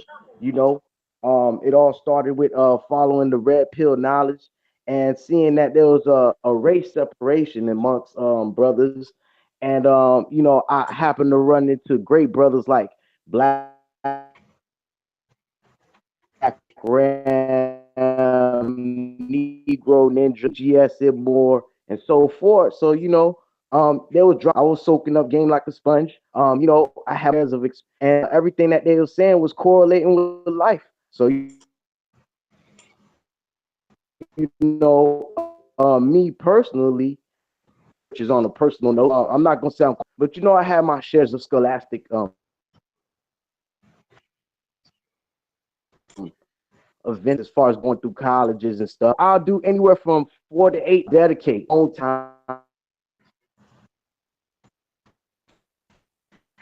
you know, conduct researches and develop videos. So, you know what I'm saying? I don't just the videos, you know, I tell people and what's really going on. So, you know, that's pretty much sums up everything for me. Cool. Yo, you still there, bro? I'm still getting a little feedback. It's not your problem, it's on my end. So I'm just trying to figure out exactly how to get this thing to working a little bit. So 1 second, because I'm hearing some feedback, but I don't know from which audio second.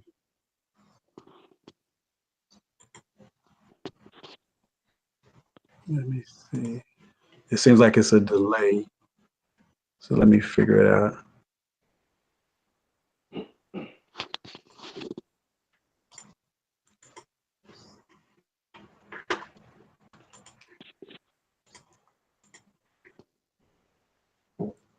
And I'm still trying to figure this out. What I'm going to do is I'm going to read that little excerpt real quick and we can talk about it from Gabrielle Union's book. And we just have a little discussion on it. 1 second, let me pull it up. You can still hear me, right, Professor Zulu?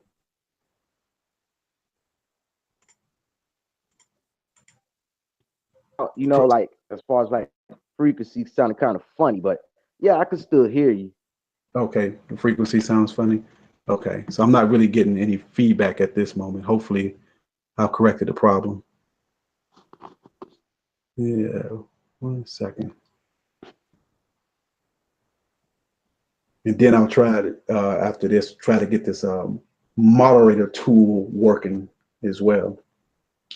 Negro Ninja, are you still in the chat? See if you can shoot me an email. I can send you a link. Or in fact, man, I don't even know if the email will work. Maybe Google Hangouts. But let me open up my email real quick too. So I'm gonna try to do two things at once. I'm gonna try to read this while I open up my email. Thank you guys for your patience. Let me check this out real quick. Let me read this. Now this is Hey, Ram, we live? yeah, we live. Can everybody hear us in the chat? Yeah. Let me see.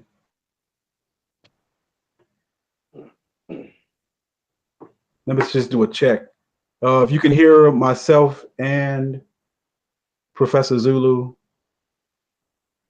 everybody look like they're saying yeah. Okay. So what I'm gonna do, I'm gonna ask you a question, Professor Zulu, and while you're talking, I'm gonna try to look for the email from Negro Ninja to bring him in. Professor Zulu, give me your opinion, your thoughts on, is honesty the best policy in dating relationships? Explain to the people what you think about that, sir. And anyway, let me say this real quick. Well, Subscribe to his channel. He is an Ibmore brother. You haven't put in a few videos out lately, bro. You've been kind of slacking on the videos, but we'll get you back up there. But go ahead, bro. Tell us what you think about dating and honesty.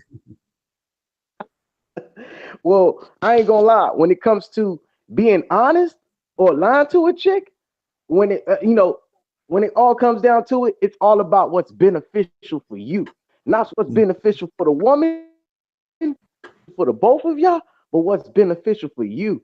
I mean, if keeping it real, you know what I'm saying, is gonna pretty much get you the pussy in the end, or get you money, or the combination of both.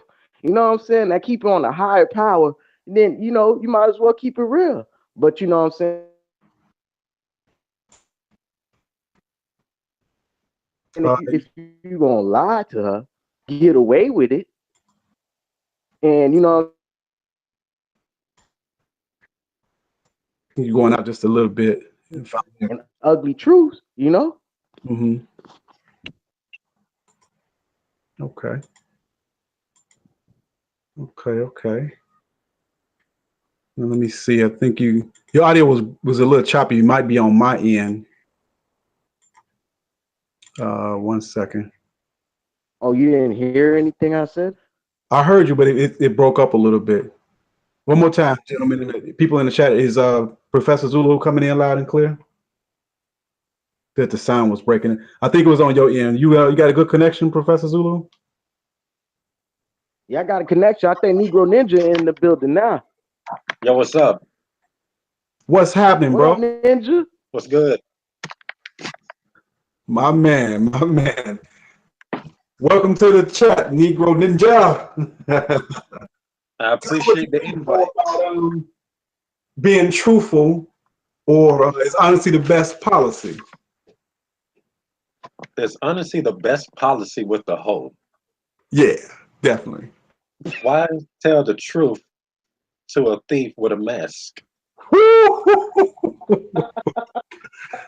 Man.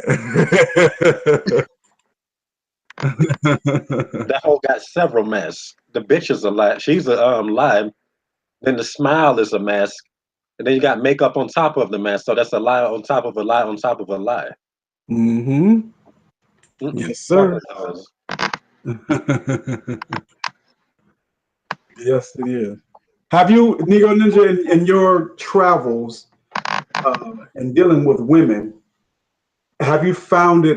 Does it make a difference when you're straightforward and forthcoming with certain details about your life when dealing with a woman? Okay, now I can say, because I'm all about just keeping it real with people. The only thing it's going to do is just make her feel comfortable. It's not fixing to really, at least based off of my experience, they just feel comfortable around you. But comfort don't get you the pussy. That's right. That's right.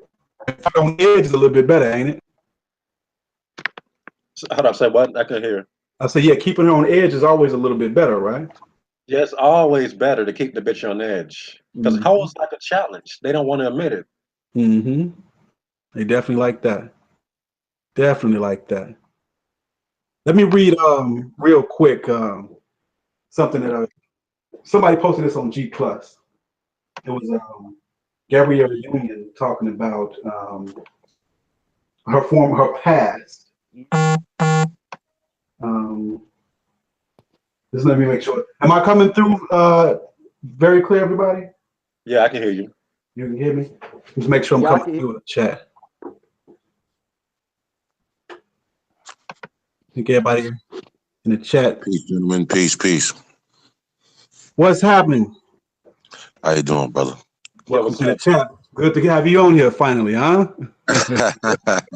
Yeah, I squeezed some time in, brother. It's good to see you, Ninja. How you doing, fam? What's up? Yeah. Zulu. Pleasure to meet you, sir. Yeah, when we gonna see another video from you, Likewise, bro? brother. You know what? I've been really pondering a lot of stuff that I was going to throw together. You know what I mean? Now that it's been so much things going on in the world now, Yeah. I just was sitting back and watching, and you see, I've noticed everybody's page growing and people's production getting better. So I was like, let me try to be more masterful. You know, even though we can all just talk, you know, but sometimes you kind of want to present it the right way. Yeah. But you know, I seen Ninja go from like 200 to where he is now, quick. You know, he puts it out constantly. I'm more like subtly watching things, you know, but you guys keep me inspired, man. You know, now I see how far you've come with it. It makes me feel like we have to do something. It's not a choice of option at this point. It's a must, because I see new brothers on here all the time, you know, and they all have something special to offer, like you always say. So, and at this point, brothers got to realize where we stand in the world as a group, how we stand against our own women, where we stand, and we have to kind of start speaking, because I think 100% of us could say, if not, you know, close to it, that if we had this stuff when we were teenagers, man, how much we would have avoided, you know? Yep. For sure. For sure. All right, let me read this little excerpt. I believe this is from Gabrielle Union's book. As I was saying, I saw this on G Plus a little bit earlier today, and I just thought it was amazing. I had no clue. I don't really look for books written by women. It's not my forte. I'm not really interested in too much they have to say, but this little excerpt is telling. So I'm gonna read this real quick, and it says, this is the beginning of this page. It says, I want people to make, now keep in mind this is Gabrielle Union. I want people to make informed, joyful choices about sex, because I love sex. In the heyday of my 20s and 30s, I loved the variety. Now that I am married, I am in a monogamous relationship, but I used to think that monogamy was for suckers who didn't have options. Some choose monogamy, I would say, but most people have it foisted upon them. I just didn't see the point back then. I did, however, see the point in publicly declaring oneself to be monogamous in a monogamous relationship. It was never lost on me that society thinks a woman should be allotted one penis to use, and she should be happy with it for the rest of her life. But I always saw sex as something to be enjoyed repeatedly with as many different partners as possible. In interviews, I'm often asked what sage advice I have to offer young women. I admit the advice I give in Red Book is different than what I tell people over drinks. There's a gorgeous, perfect, talented young actress who I talked to at a party a few weeks ago. And she says, look, you can take your vagina with you. I said, use it, enjoy it. F until you run out of penises. Travel to other countries and have sex. Explore the full range of everything and feel zero shame. Don't let society's narrow scope of what they think you should do with your vag determine what you do with your vag. Ain't that amazing? This is the I just felt bad for Dwayne Wade just now. Like, just in that moment, I just felt bad for him. Like, you know what's crazy? Women tell on themselves. All you have to do is just keep your eyes peeled, man, and you'll get all the evidence you need. You don't need it. It's almost, if a brother doesn't really see it, it's hard to, you know, if you can't explain it to him, and you can't just say, if you just open your eyes, because it's literally right in front of you. Women are so bold with their transgressions now. You know, it's nothing hidden about it. You know, so it's literally in books like that, you know, and you know, it was really funny, and it was kind of creepy. And, you know, I know you haven't talked about this, but that whole Oprah speech, you know, and she's like, their time is up. You know, she's standing there like Megatron or some type of evil villain. And it was like, who is she? Like, what was the guy from G.I. Joe that was like the Cobra guy? Remember he beat up Cobra Commander, and then he was Serpentor. She was up there like Serpentor, and all the women standing, and then you see all the cup superstars in the crowd, and I actually saw The Rock standing, and I was like, damn, I lost like a little bit of respect for him. All celebrities are Sims. Well, All of them. Ain't that the truth? yeah. I haven't seen one that was actually a man's man in all my time. Everyone I see is a worshiper of the feminine. Except Jim Brown. Oh yeah, Jim Brown's like my favorite guy in the world. He's like my archetype.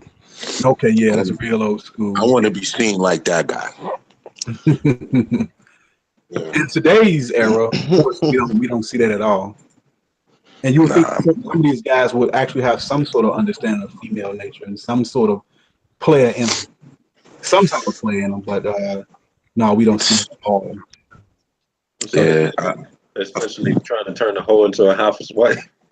Or was this a hoe trying to preach how to be a housewife at first or something? That's what she was talking about, right? She said that she was basically saying that in her 20s, she was basically looking for variety. And now that she's married, you know, she understands that other women should look for variety. Let me give a shout out to the book of Alpharonomy. He said you can get to that next level without compromising your alpha essence. Yes, sir. Book of Alpharonomy. If you want to jump in, just let me know. You can send me an email, blackram313@gmail.com. You definitely are invited to the chat. Yeah. Book of Alpharonomy is a G. Definitely. Yeah, that's my nigga there. Professor Zulu. Are you there, bro? I want to make sure Professor Zulu is there. What's happening? Yes, sir. Yes, sir. Any feedback on what? Yeah, I'm here, man. I'm just in and out, man. Oh, okay. Well, just give us a few thoughts on what you think about what Gabrielle Union said. I just got back. The connectivity. Oh, okay. You stepped out for a minute. Okay, we'll go back. We'll go back to you. Come back to you in a minute. Oh, okay. Yeah, because you were breaking up a little bit earlier. All right. All right. So, Negro Ninja. Let me ask you a couple of questions. First of all, let me let everybody know, Negro Ninja, you should know who he is. If you don't, you should subscribe to his channel. Excellent YouTuber, putting out excellent comments and excellent videos. The guy is articulate and very analytical. Negro Ninja, you come up with stuff that I'm like, man, where's he getting this from? Like, damn. It's like, this from another time. Some type of secret scroll, or you in some type of time warp or something. It's like, man, this could make my head spin sometime. I mean, this is a concept you come up with. But, yeah, detailed. Yeah, for sure. I don't know how it happens. I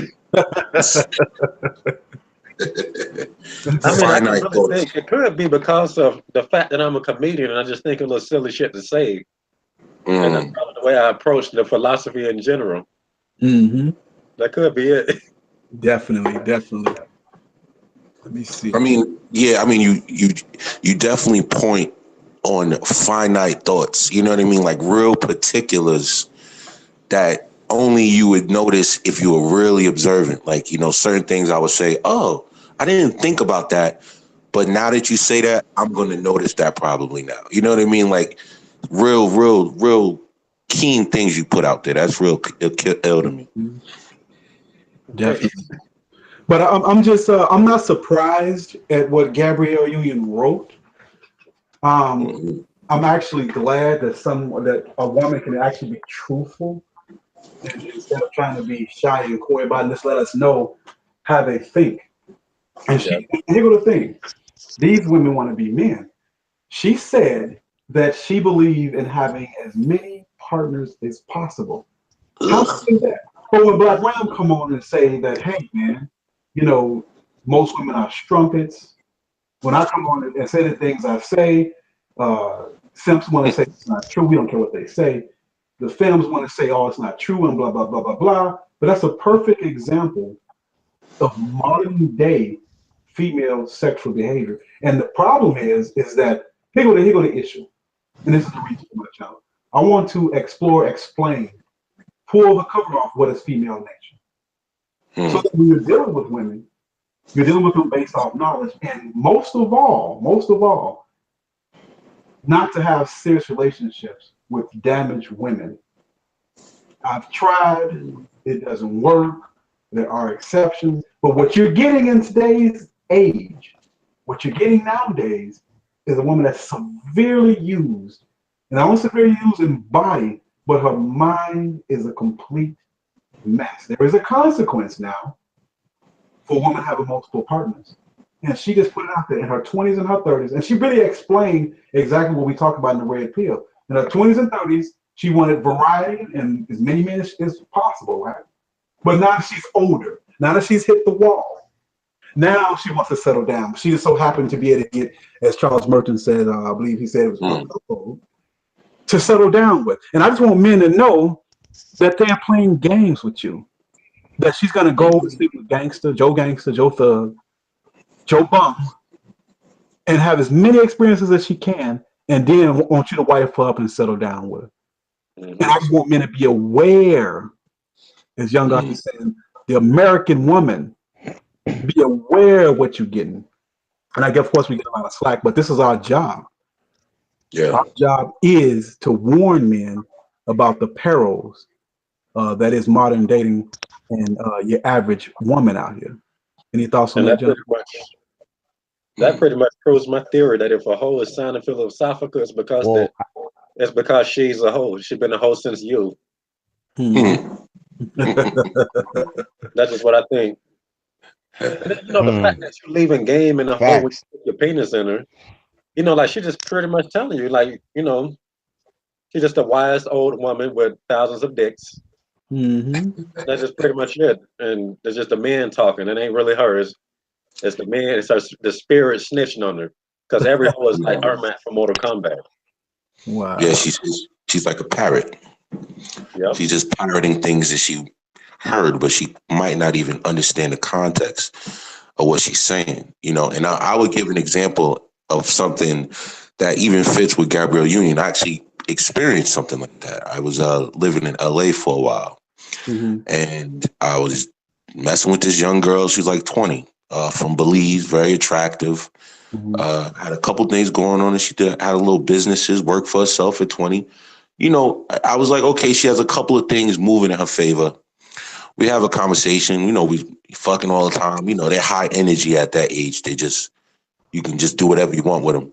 But she literally, one time she told me, I think the conversation came up, and she asked me how many women I've been with, and I just kind of was like, I don't know. I don't even think that's something you think about when you're like a teenager as a man.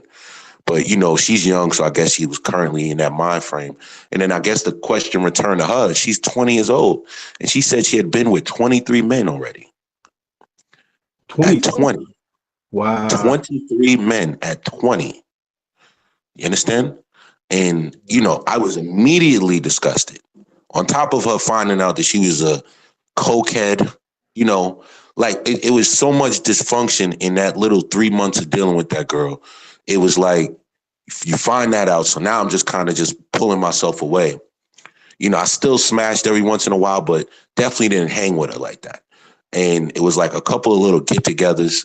And that was the reason I moved back east, because it was just like everybody's on drugs out there. It's ridiculous. And if you're a man with like some type of attachment to thinking a righteous thought process, LA will turn you off. You will feel out of place. And she would go to these little get-togethers, and I see her sneak off and, do a couple bumps and stuff like that. And then, when I approach her on it, as a man, you should, if you, just because you have some sense, I would get attacked. And then you come to find out, the girl tells me her grandfather used to molest her and her fucking little sister. So it all wraps together in a nice little bow. And as men, we're men that the fact that we're here is that we're brothers that are righteous at heart. And I would like to believe that. Yeah. And we still innately, even though we take these steps to protect our spirit and our essence from these women who have gone astray, still in all, we still care enough to want to protect them. And that's the part, the blade that hurts the most. You know what I mean? That's the part that really stings, is because you see what's wrong. you want to help. You probably tried in the past and you got thrown away for it, or, you know, talked down to, or whatever the case that may have been. But now, you know, that's the part that hurts the most, because you really do care. And I think a lot of brothers are online in the name of love, in a sense of caring about their female counterparts and feeling pity for them. And I think that's really, we're protecting ourselves out of survival, but at the core of it, we feel sorry for them because they really don't know what's going on. And what's coming is what's really scary to me. You got anything to say about that rebuttal to that, Negro Ninja? I mean, me personally, I don't give a fuck about these hoes. I don't see. I mean, I agree, but not quite. I don't care what happened to these bitches, man. Like, I guess that, you know, like, dudes are just, we kind of programmed to love women anyway. That's probably why God, what I said. But it's just strange.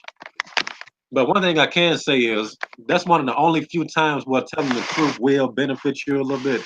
The more fucked up the hoe, because, you know, like, all these hoes I was talking to, they some them bitches. Like, a hoe told me she had 50. You know, like, 20 don't even seem that bad for a bitch that age. This bitch was like 23, said she had 50. And I'm like, that's a cokehead. She doing good. Damn. Wow. You know, but Wow. Yeah, she still might be lying. It might be more than that, you know? She might have thought she was being modest in her delusion. You know what I mean? But these are the type of women that you just learn more of the game from. That's the only purpose of it. If you approach them, I mean, I wouldn't say being truthful per se, but just, oh, you my buddy and stuff like that. Then, you know, you just make them comfortable, and then you hear all that shit.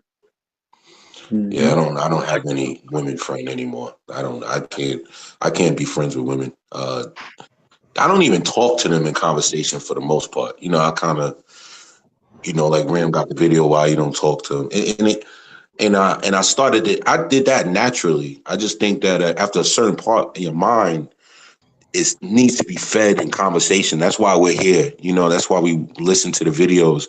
Is, you know, because the mind needs to be fed, and it's so empty what these women are coming with. They have no conversations. Yeah. I mean, but you're not really being friends. That whole just have the illusion that you're her friend. I don't give a fuck. I just be talking. Yeah, true. But the worst part about the red pill is you start to realize how uninteresting women actually are. Yeah. You know what I mean? Talk about that. Like in a program. Yeah, go ahead. Yeah, they are uninteresting. Most of them, they're not funny. They're not smart. They're not insightful. They're not skillful in any way. And all they have to offer is a dirty, nasty, used badge. Just try to keep it PC a little bit. That's all. So there really is nothing special about the average woman. There's nothing special. She thinks the way everybody else thinks. She does what everybody else does. A few things. I did this in a video. I'm gonna just describe any and every woman, and one, just like, regardless of nationality or looks or size. The average female is a foodie who likes shrimp. Her favorite food is strawberry. She likes butterflies. Her favorite color is purple. That's like 90% of them. Ain't nothing special, ain't nothing different, nothing unique about their taste, their likes, the books they read. They all know who Zane is and whatever, you know, stuff they read now. They're pretty much the same. There's no difference. Now in men, we have different tastes, different likes, different hobbies, different skill sets, different ideas, different ways of thinking. But for the most part, if you met one, you met all of them. Yeah. Nothing special at all. There are some exceptions, but they are far few between and extremely rare. And I peep the game with these hoes. Like, they really have nothing to offer except for the things that another nigga has left her. That's the shit I peep from them. Yo, build on that. You know, because this the concept. This is what I realized. You know, because a bitch can. Hold on, I probably should be PG now. Hold up, okay. But a whore should.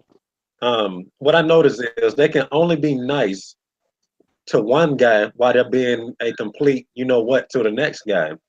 You know, because They can't function without a man. Without a man, that's just how it is. So you can only, like, if she's offering you something good, she just took it from the next person that gave it to you. Yep. That's deep. That's some deep shit. What's that chick in the Bible that helped them Israelites get through? What's that lady? The prostitute. Yeah, her. Rahab is her name. Yeah, so that's essentially like that same concept right there. Mm. That's why I don't count hookers out. Hey. Yeah. When you I'm back, y'all boys. I'm back. Yo. All right, you're back in. Cool. The thing is that when a woman has had so many partners, the question is, and of course we know she has a lot of different spirits in her. The question is, what's left of her? What's left of her after having so many? And just individual. Man, but like, if they're empty vessels, right? And if this is what we're, dealing with, it's what is really left. And the question is, was there anything there in the first place? Or, everything that they've developed has been input by different people or characters that have been in and out their life, different men who impacted them and imprinted them. And then if you wonder if we can snap our fingers and extract all of that different knowledge and game, what would you have? Would you have an adult or would you have a child? You understand? Because I think men can independently be mature. You understand? Just because the way men think as far as reality on a scale of living in it. You understand? To keep certain things in your life, you have to have this because men don't have any help. You get no help. You see, a woman can never completely fall off. Absolutely. You understand? So with her never, ever, really, ever being able to completely fall off, unless it's like drug addiction or a mental breakdown, you understand? She will never completely need to tap in to what truly makes her a human being or adult. You understand? Like you have to actualize that every day. A woman can coast for months, maybe even a year, and still be at the same level as a man who breaks his back every day. You see what I'm saying? Because the people are going to assist them involuntarily. You understand? Even if they have children, it's even more. Think about your tax return and think about the tax return of the chick who got 4 kids. She can live off that. You understand? Didn't lift her finger all year. But it's just that mentality there is like, okay, what, like Ninja said, maybe the thing she's telling you that may be somewhat profound, if that ever happens, which I can't recall the last time a woman said something to me and I said, interesting, but if that ever happened, a man gave it to her, like if we just look in a scale of just sciences and professions, if a woman says she's a biochemist, a man created the science of biochemistry. You see what I'm saying? So everything they're doing is a parrot of what a man already knows. You know what I mean? But if you take that all away, what do you have? Is there anything to have at all? That's my question. Yeah, a thief that brings you shit back. Yep. No, that's a very good point. So what she is, and that men have to be warned about, what they have to be aware of, is that your average female, as you said, is a composite being. A composite being comprised of and composed of the various partners that she had and that who have imprinted her at different points in her life and at different times. So one point you may be talking to her, you may be talking to Michael. You might be talking to Jeffrey. You may be talking to Dante. You don't know which one you're talking to, but you may be talking to one of them. So her particular taste, her experiences are based off of, and her thinking is based off of her imprinting the men that she's dealt with. So what happens is that she got this conflicting information. Let me just give you a story real quick, a real life story, an experience. And then this happened to me more than once, right? So you know, if everybody knows I'm an Israelite, that's fine. Okay, everybody knows I'm an Israelite. Everybody knows I'm into reading the scripture. So this was a few years ago. I was dealing with a woman, and she would always ask me questions about the Bible. I would tell her, and she would always disagree. And she would disagree because of two things. She would disagree with me not because I was awful, I was wrong. I could show her right in the scripture, but she disagreed because a guy she had been with formerly and the guy she was friends with were giving her conflicting information. So what she was doing naturally is rebelling against me. So here go my theory now. Based off that experience, this is my theory. And you guys can tell me in the chat and on the panel if this is true. In your experiences. So my theory is this. Oftentimes when a woman is rebellious, oftentimes when a woman is against you, when you're dealing with a woman, you have to deal with a woman, she just want to disagree, just to be disagreeing or disagreeable. She just want to fight against you. She has another opinion, but it's not necessarily based on her.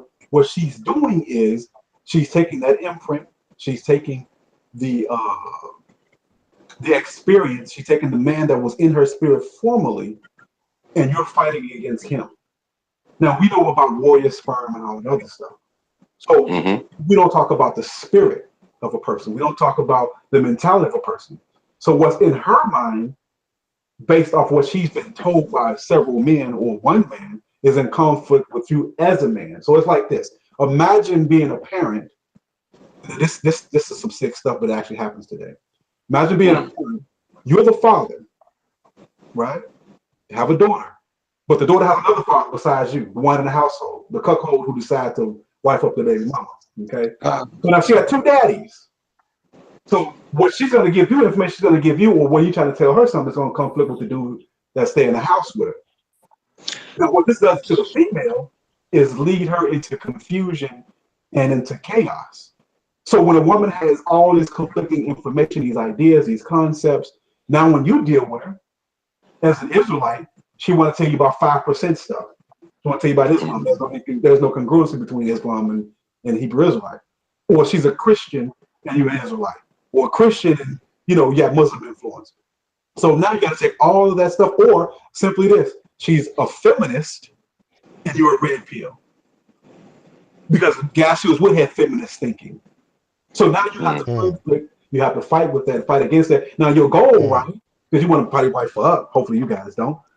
Now you got to work out all of those issues, all of those problems. You got to mine out. You have to dig out. You have to pull out John, Jim, Jeffrey, Dante. You got to pull all of them out, which is almost impossible. Now you got to put you in like a hokey pokey. Put your left foot in. You put your right foot out. You do the hokey pokey. You turn. That's what you're doing. You're doing a hokey pokey, and it's an exercise, of course, in futility. Because you're not debating with her actual thoughts.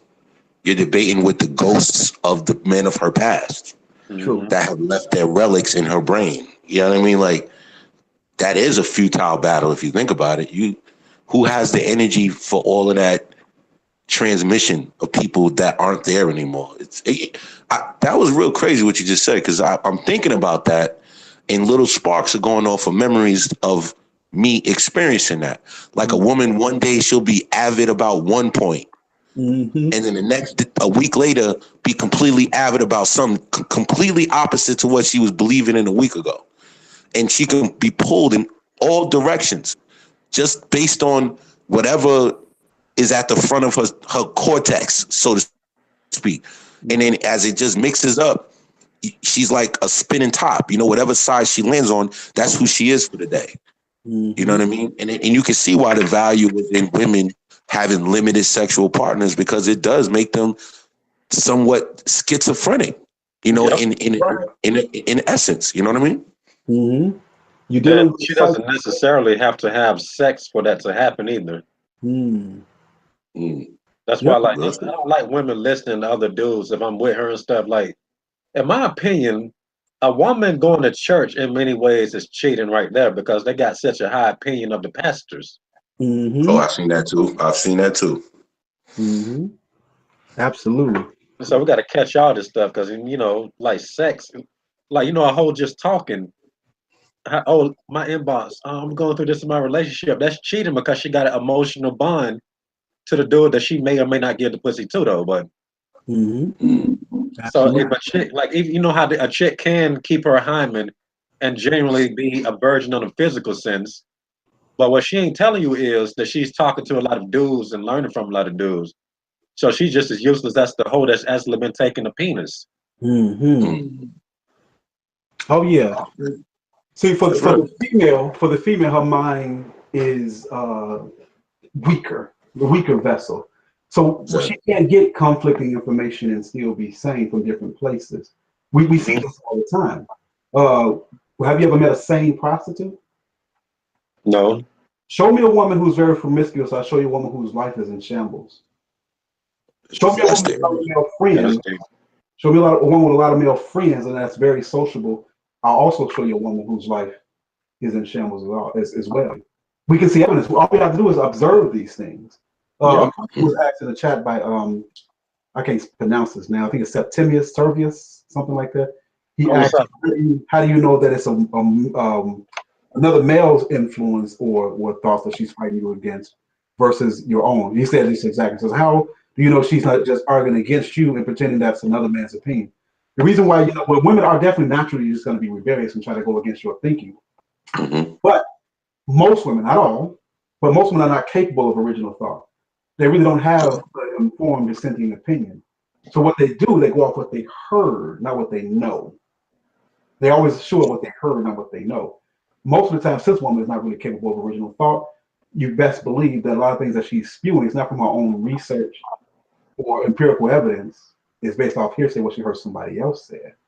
And like Negro Ninja said, you fighting with pastor, you fighting with Jesus, and you fighting all these men in her life.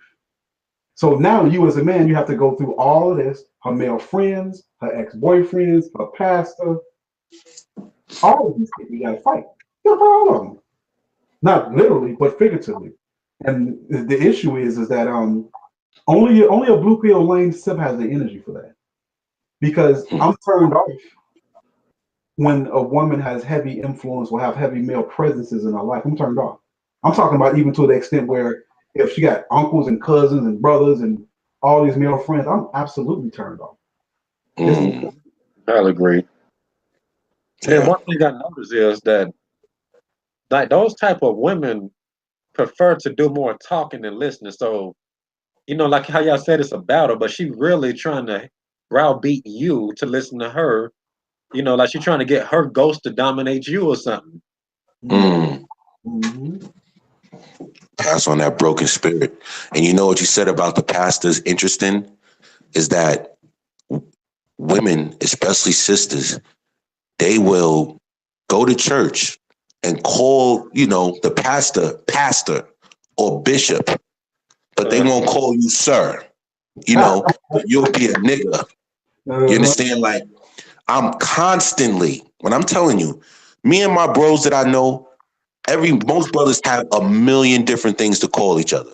Bro, cuz, but whatever. We find a million things to avoid calling each other just niggas. You understand? But I find myself constantly correcting black women and telling them to stop calling me a nigga. I have to literally, they're so outright with it, and it's embarrassing to hear it come from them after what I know now. You understand? Like, we'll sit in a conversation, there'll be 10 men around, and you won't hear none of it. It might come out in general context of conversation, but you'll never hear nobody directing it at each other. You see what I'm saying? Calling each other that. But I'm constantly telling women to stop doing that. You understand? Even women of other races. You understand? They get extra bold with it. Like, they automatically tag us with that.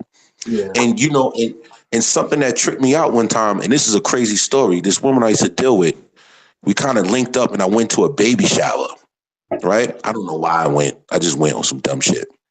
And I went, and the dynamic there was so crazy. Like, everything we talk about, go to an average black baby shower, and you will see everything we say. You'll see simps. You'll see multiple children, women with 2 4-year-olds, then a newborn with a new dude. you know, proud as ever because all the women are cheering her on. Nobody's seeing the dysfunction in that. But here's the real fucked up part about it. I was going to my car and I came back and she said, I got this one homegirl. This is like my sister, real raggedy looking chick. And they were talking in the driveway and I kind of walked up and she said, yeah, her friend said, yeah, I got a date tonight, da da da da. And the girl I was knowing said, he white, isn't he? And she said, yeah, you know how I like him, old and white, da da da da. And I said, what the fuck? So I'm hearing this conversation. Mind you, this girl that she knows as a friend used to date an older white guy before and has a mixed kid. Now, let me tie the little bow together. So we were sitting around and you see all these little kids running around. And there's this one little girl who's mixed as hell, light, black hair, curly, whatever you want to call it. And I sat there and I watched all the special attention she got, right? And then the little girl came and the girl I was with, in the creepiest way ever, she said, she's my favorite, right? And I said, what the fuck? And I seen all these little dark-skinned kids running around and they were getting yelled at and cursed at. You know, sit down, shut up, da-da-da. But this little girl, they were treating her better than their own children. Sure. You know what I mean? So that's why I don't play that calling me a nigga shit. You understand? Mm-hmm. Because I understand that they don't see things the way we see it.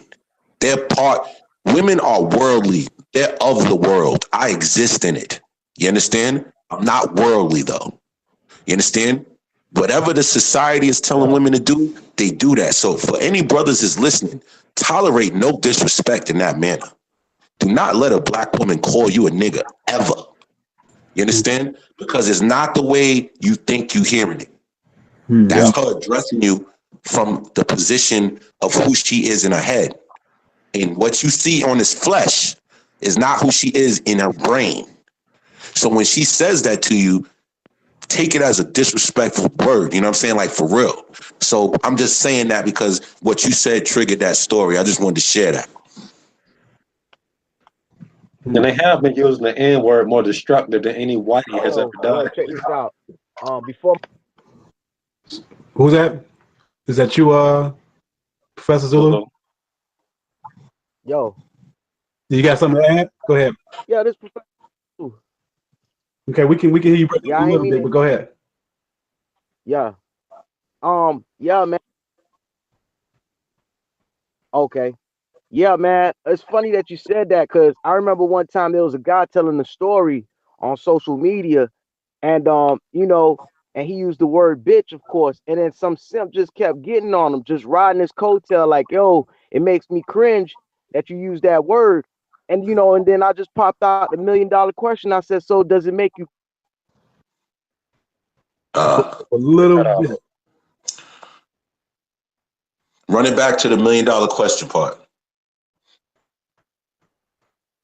Yeah, he broke up a little bit. Shout out to B Club Got Beats for the super chat. He says, what up, Black Ram, Negro Ninja, and Ghost God. Appreciate that. Yeah, Professor Zulu, you broke up a little bit. Your connection is still a little shabby. Anything you want to add to that, Negro Ninja, to what Ghost God said?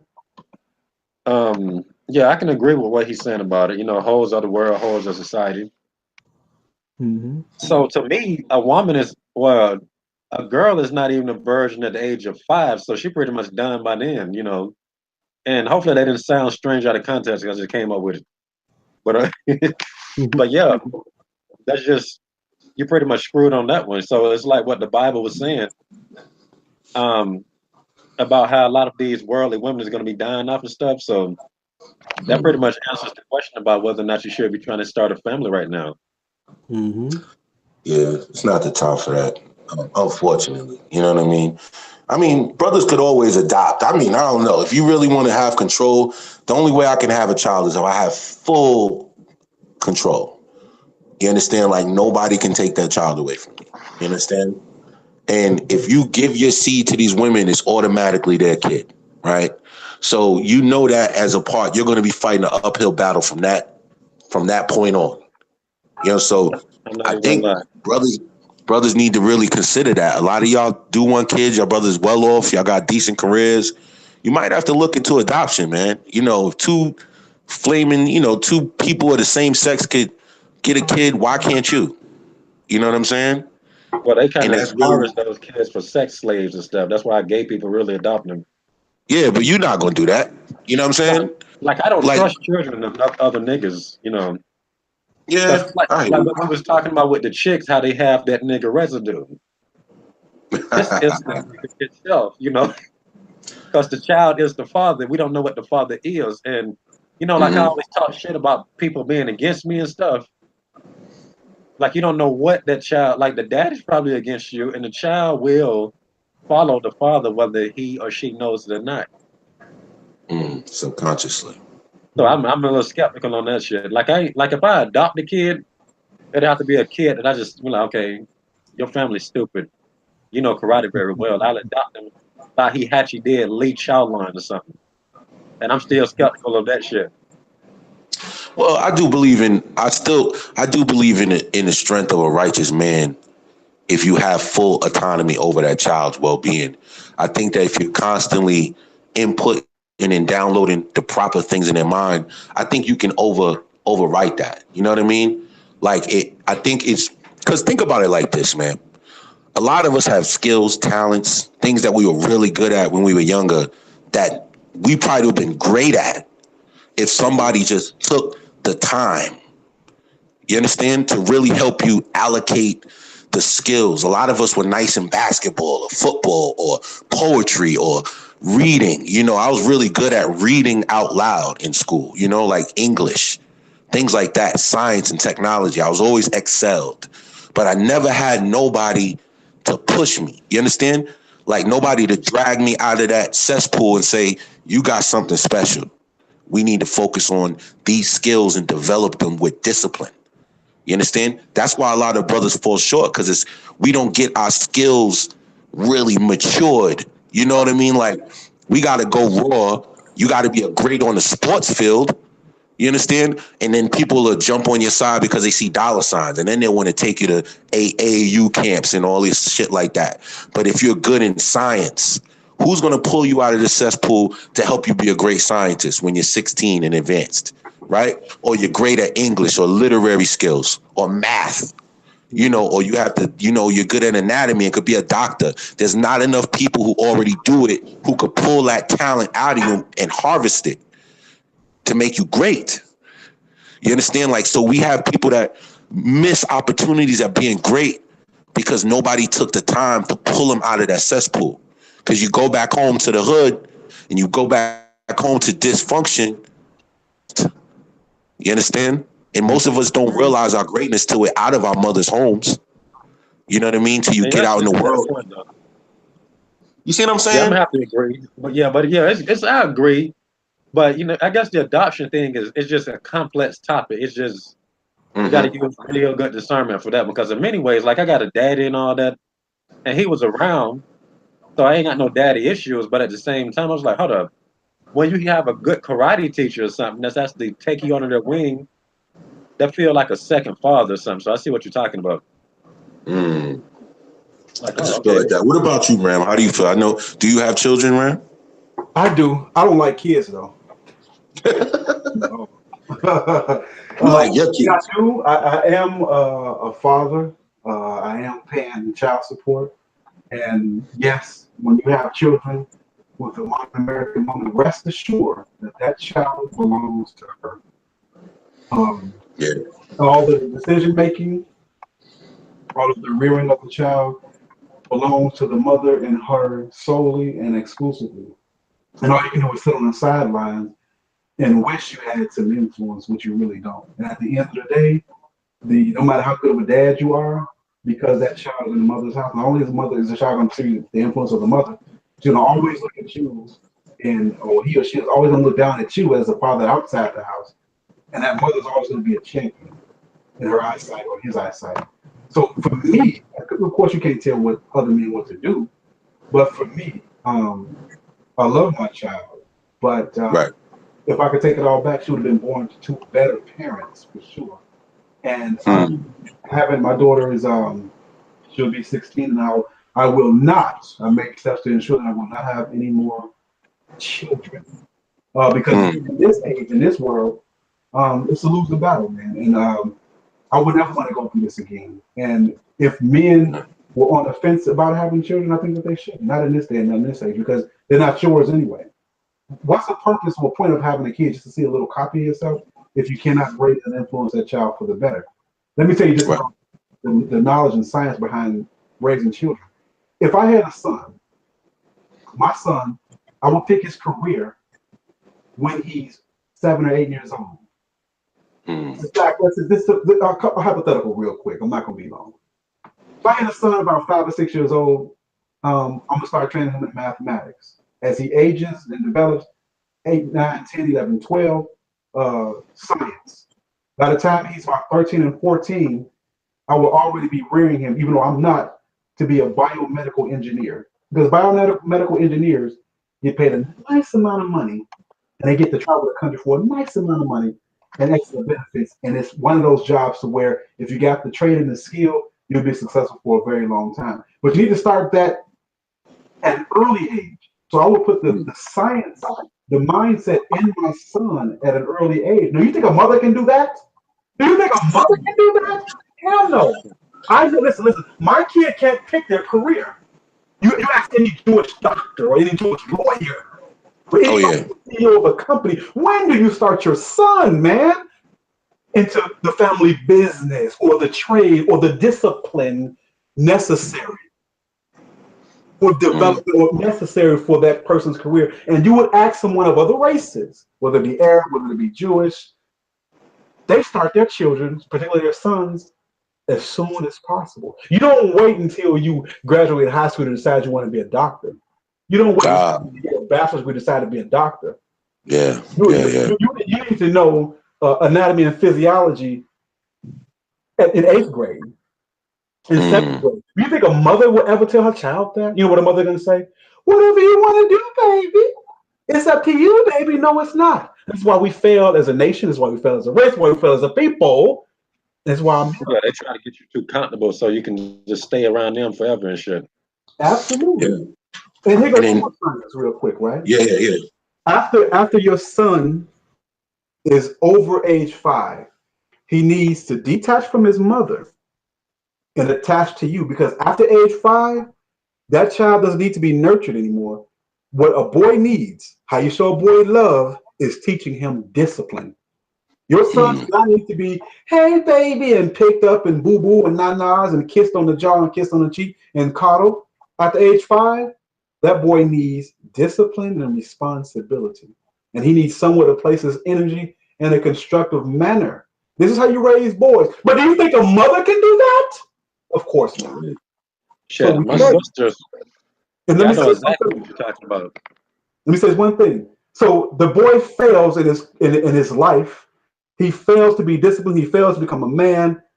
And he grows up to be a simp. Then he grows up to be a thug. And these same women complain about these guys who are raised by these single moms as if it's their own fault, right? But go ahead. Ain't that a bitch? What was you gonna say, Ninja? But yeah, like, cause my sister, like, when she had my second to oldest sister has her youngest son, and he used to get an ass whooping every 3 hours. Every 3 hours. I said, look, nigga, if you want this ice cream cone, you have to go until 3 o'clock without getting your ass beat. Stand in this corner. You know? Like, I was dead ass. Like, cause I'm the only dude. Like, I grew up around women just so I know bitch nature when I see it, right? So and you know, he just so bad. Well, he used to get whoopings before 1. That's how bad he was. You can't make this shit up. He was a demon child, but goddamn. I said, look, you're gonna have to stay here. If you want this ice cream, you're gonna have to stay. So he was actually doing the correct thing. I was the only one that really put discipline to him, and everybody was like, hey, Negro Ninja, you too hard and stuff. I'm like, I got this, chill out, you know. And his mama got there. I said, Nina, look, I got him in his corner. He hasn't got a whooping all day. I told him he'll get an ice cream sandwich at 3 o'clock. You know, because she was actually acting like, Then when I actually said that, she said, Get out that corner. You can get an ice cream cone. I was like, oh, okay, I see you. He grew up to be a nigga. Don't say I didn't try to stop it at this moment. Man. But he seemed to be doing okay though. They keep him away from his dumbass daddy. Good, but Mm. he was all right the last time I saw him. 13 now, I think. And you know what's crazy about that? That's the thing that makes me hate this society so much is that these lies that women carry, you know, they believe that they're the better parent, the better half of parenting. And they're there as literally an incubator and a nurser. You know, like you nurse the child, you host the child. Like when women come to you say, yeah, we bring life into this world. Like, you kind of hold life and harvest it. You know, we walk around with life in our balls every day, living. Your sexual organs are deceased until we bring life into them. It just bleeds, gets infections. It is really of no use to you until we give it use. Your eggs die, right? And they believe that they're a better parent because society tells them that. But statistics prove that's wrong. And back to the point of rearing children young in professions. This is when you got to look at the Black community.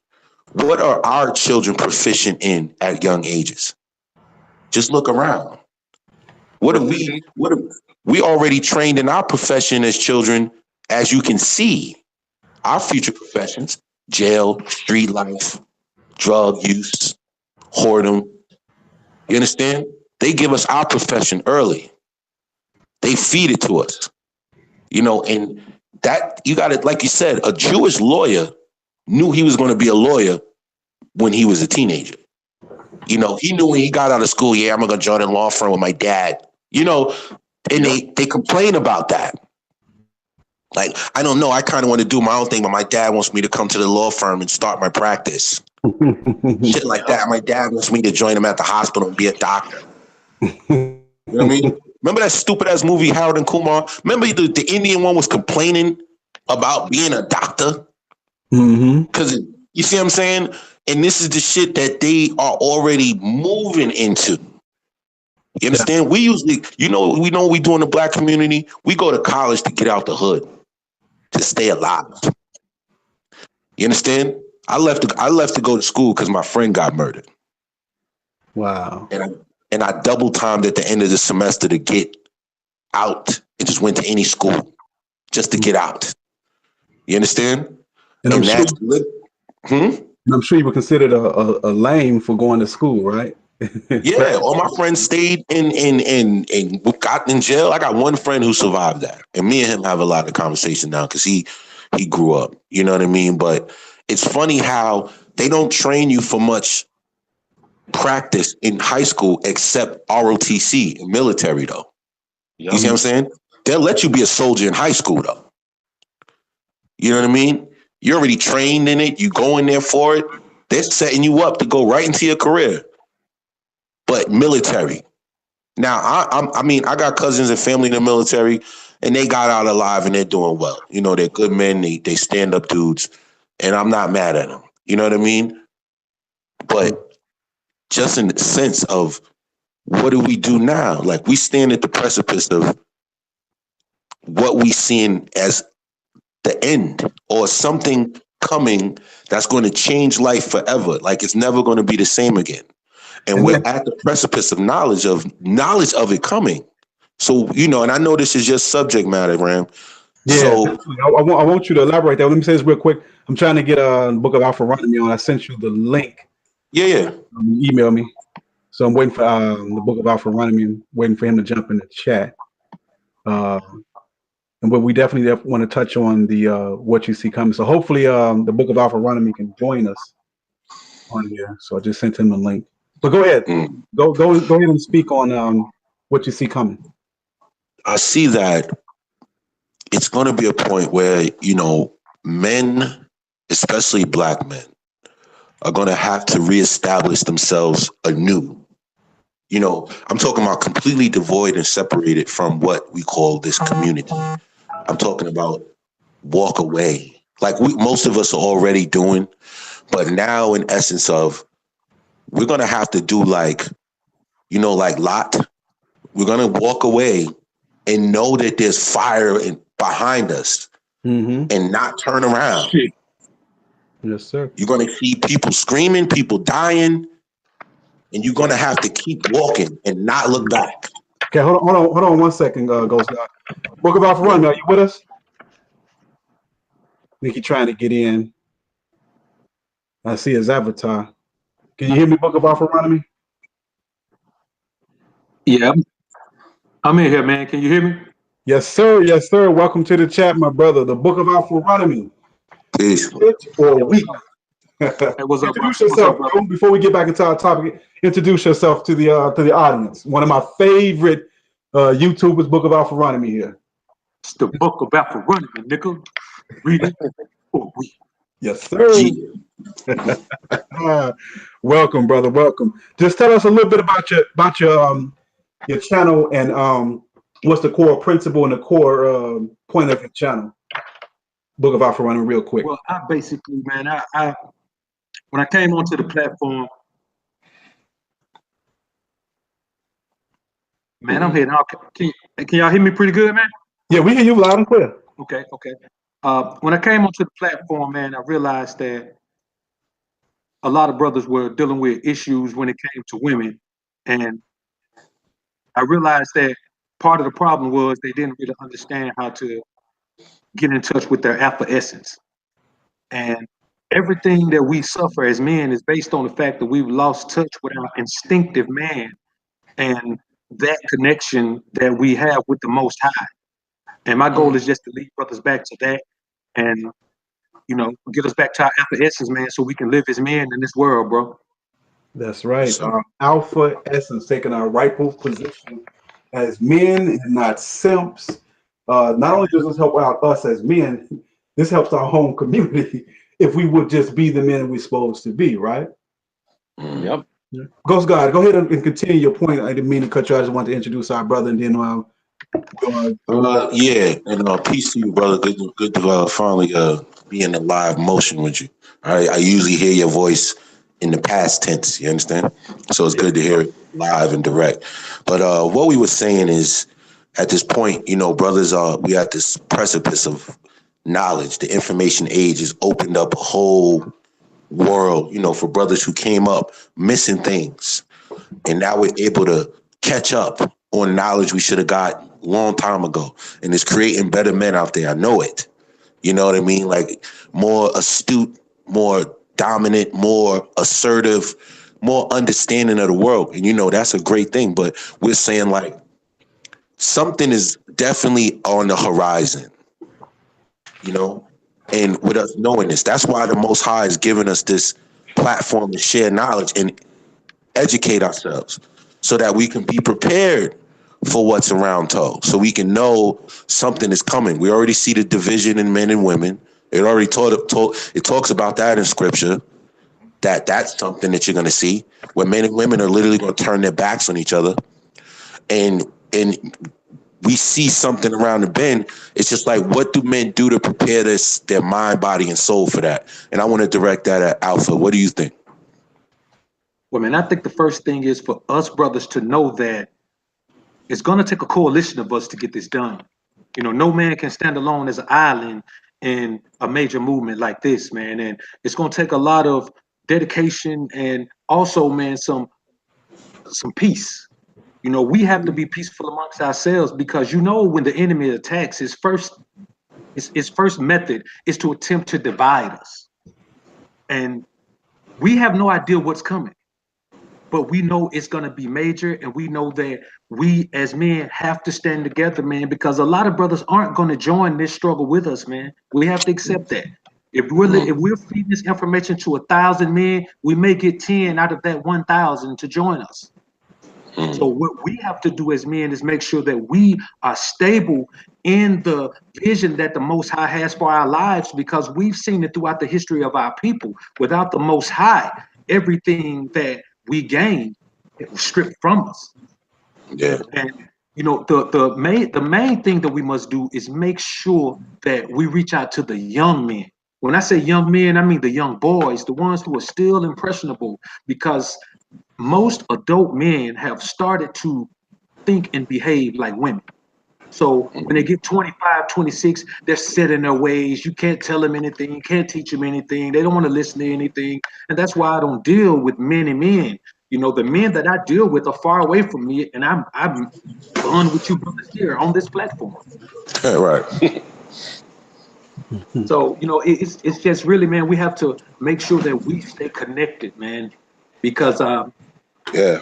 once they divide us, man, you know, we're done, man. We're dead in the water, bro. Yeah. I always implore cats to, you know, reach out to each other in the chat room, speak, you know, say where you from, say where you located, where you live. You know, if it's other brothers in your area, you know, link up, man. You know what I'm saying? You know, if you feel, because after a while, I know most of us feel like maybe the circle of boys you grew up with or the cats you know in your whole life, you don't even relate to them no more.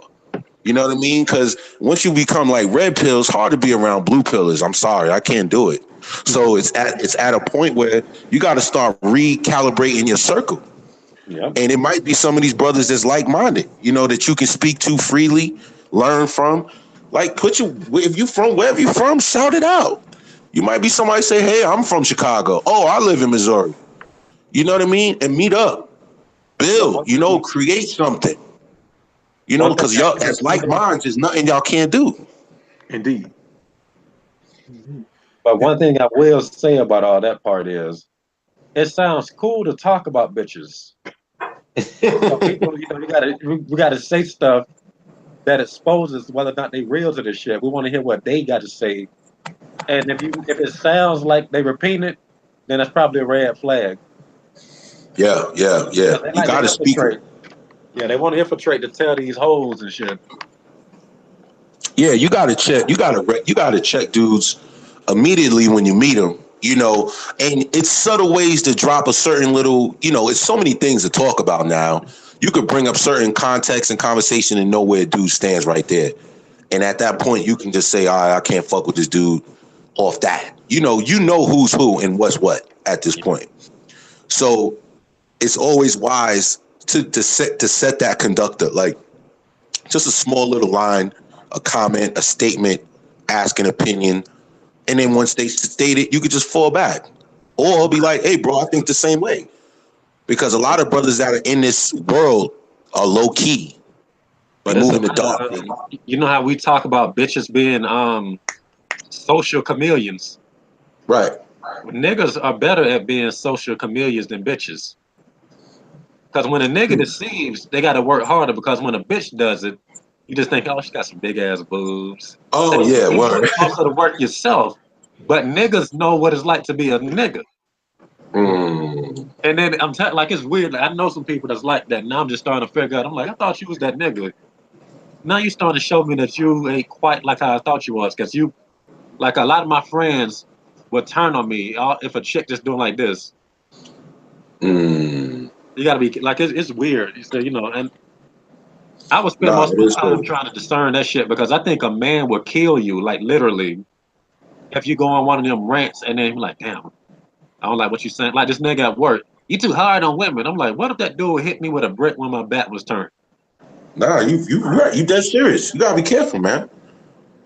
You know, simps are dangerous. Yeah. You know, they will inflict harm and injury and get in your face and be the loudest one in the argument. You know, even though you coming with straight facts, they start to you see them, their woman's side come out. They start getting the ad hominem attacks and shaming and talking shit. And once you start hearing that, you know his program is set to female. You know, his Pentium processor is on bitch. That's level one. But like I said, the level get deeper is where you really gonna have to use your discernment because the whole point is just to infiltrate. See, my angle on that, man, is a little bit different. You know, I grew up in the gutter, man, and I never try to suppress it. You know, it benefits me from time to time, not as much as it did in that environment, of course, but you know how that goes. And when the bitch comes at you, I'm gonna punk you. There ain't be no disrespect from you to me because I'm gonna punk you, like a serious punk. You gonna know that, you know, which one of us is alpha in the situation because those motherfuckers, man, they will distract you from doing what you need to do, and while you're focusing on them, the real enemy is attacking you from behind. So most of the time, man, I put them in a position where all they can do is rely on someone else to attack me. Because ain't no buster gonna attack me, man. I'm not gonna have that. Nah, hell no. And that's why we stay physically fit and For sure. always ready for an attack, always ready to defend yourself, and try to prep and always be ready for the coming and impending collapse that this country will see, probably in our lifetimes. Probably not. Yeah, more than likely. But we should all be wise enough to know that, you know, you might not be able to escape it here, but there's other places you can rest your mind and find peace. You know what I mean? I don't need a lot. And I know most of us can say, I don't need a lot to be happy. You know, I have decent things. I have a decent car, decent place to live, you know, decent career, things I'm good at, you know, but I know that I can survive anywhere. You know, I've been all over the country and been able to put my flag down and figure it out. So I think it's wise, yes, to be very resourceful of your brethren, you know, like know people in different places. It's always smart to have that connection and networking that you can go. And now brothers are becoming more international. You know, you can know somebody, if you want to go to Japan or Europe or Africa, you probably can reach out and find someone to be a liaison. You know what I mean? So just use this platform, this internet, this communication to expand your horizons for that day when you do feel like, you know what, I think my days in this country are numbered. I think I've seen all I can see here. I want to expand the adventure, take it somewhere else. Hey, man, you probably can do it easier than you think. Right. And I mean, also, man, when the punishment from the Most High is delivered to this country, because it is coming, brothers. I mean, you know it is. Yep.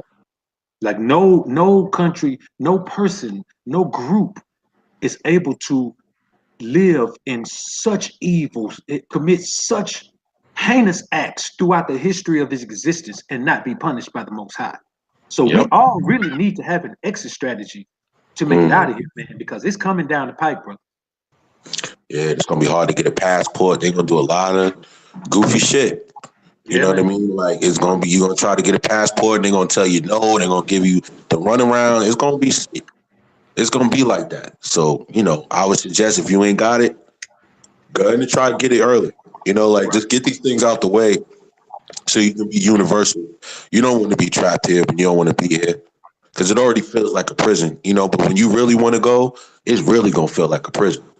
That's like being in the ghetto around crime and killers and murderers and knowing you don't want to be there and you can't leave. You understand? That'll create a monster. You might as well be a murderer too. You understand? Because if you can't get out of that environment, and all of us in our mid-30s or at least close to 40, early 30s, so we was there during the drug game. We was there during the street game, the killers and the real murderers were walking down the street. You understand?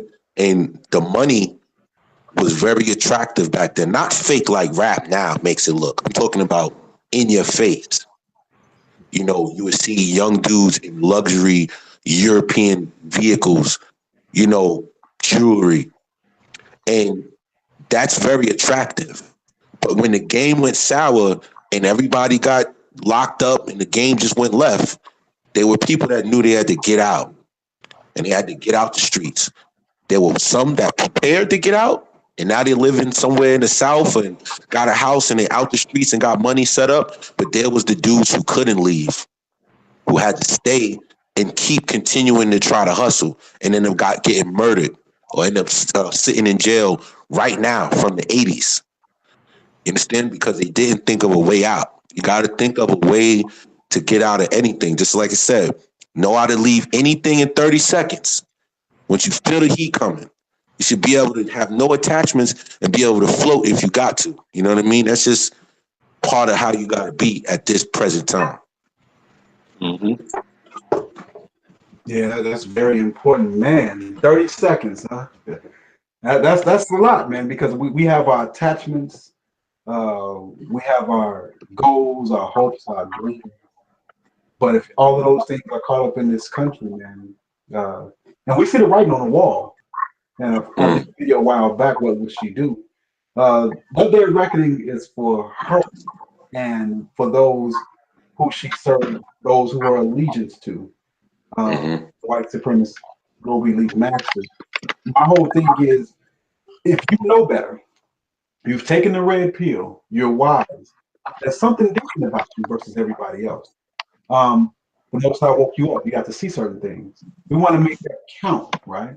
We don't want to suffer with the sin. We don't want to suffer, with Miss 4 kids, 4 baby daddies. We don't want to suffer with them. We want to separate ourselves from that, And it may not, everybody may not have the resources and the ability to move out of this country. But how about you prep in your house? How about you move to a rural area yourself? I wish I could. I don't have the ability to do that right now. But we do have to get prepared because the day of reckoning is coming. And me personally, I'll be thankful for that day. I won't be mad at it. Yeah, we need to hit the reset button. Somehow. You know what I mean? Somehow. And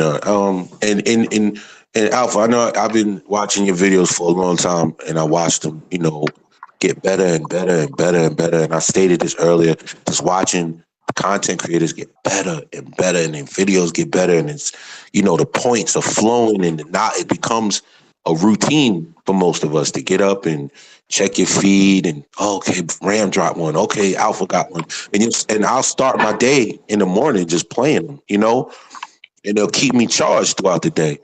And this is important, you know what I mean? Like everybody, I got my little list of like my top 10 that I go to every day, and I listen to it in the car driving.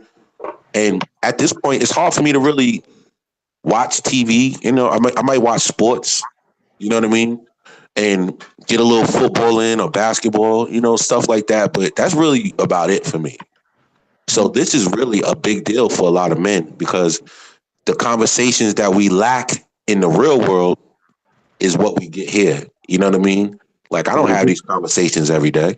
I got one friend, maybe 2 or 3, that we can talk like this and, and go in depth.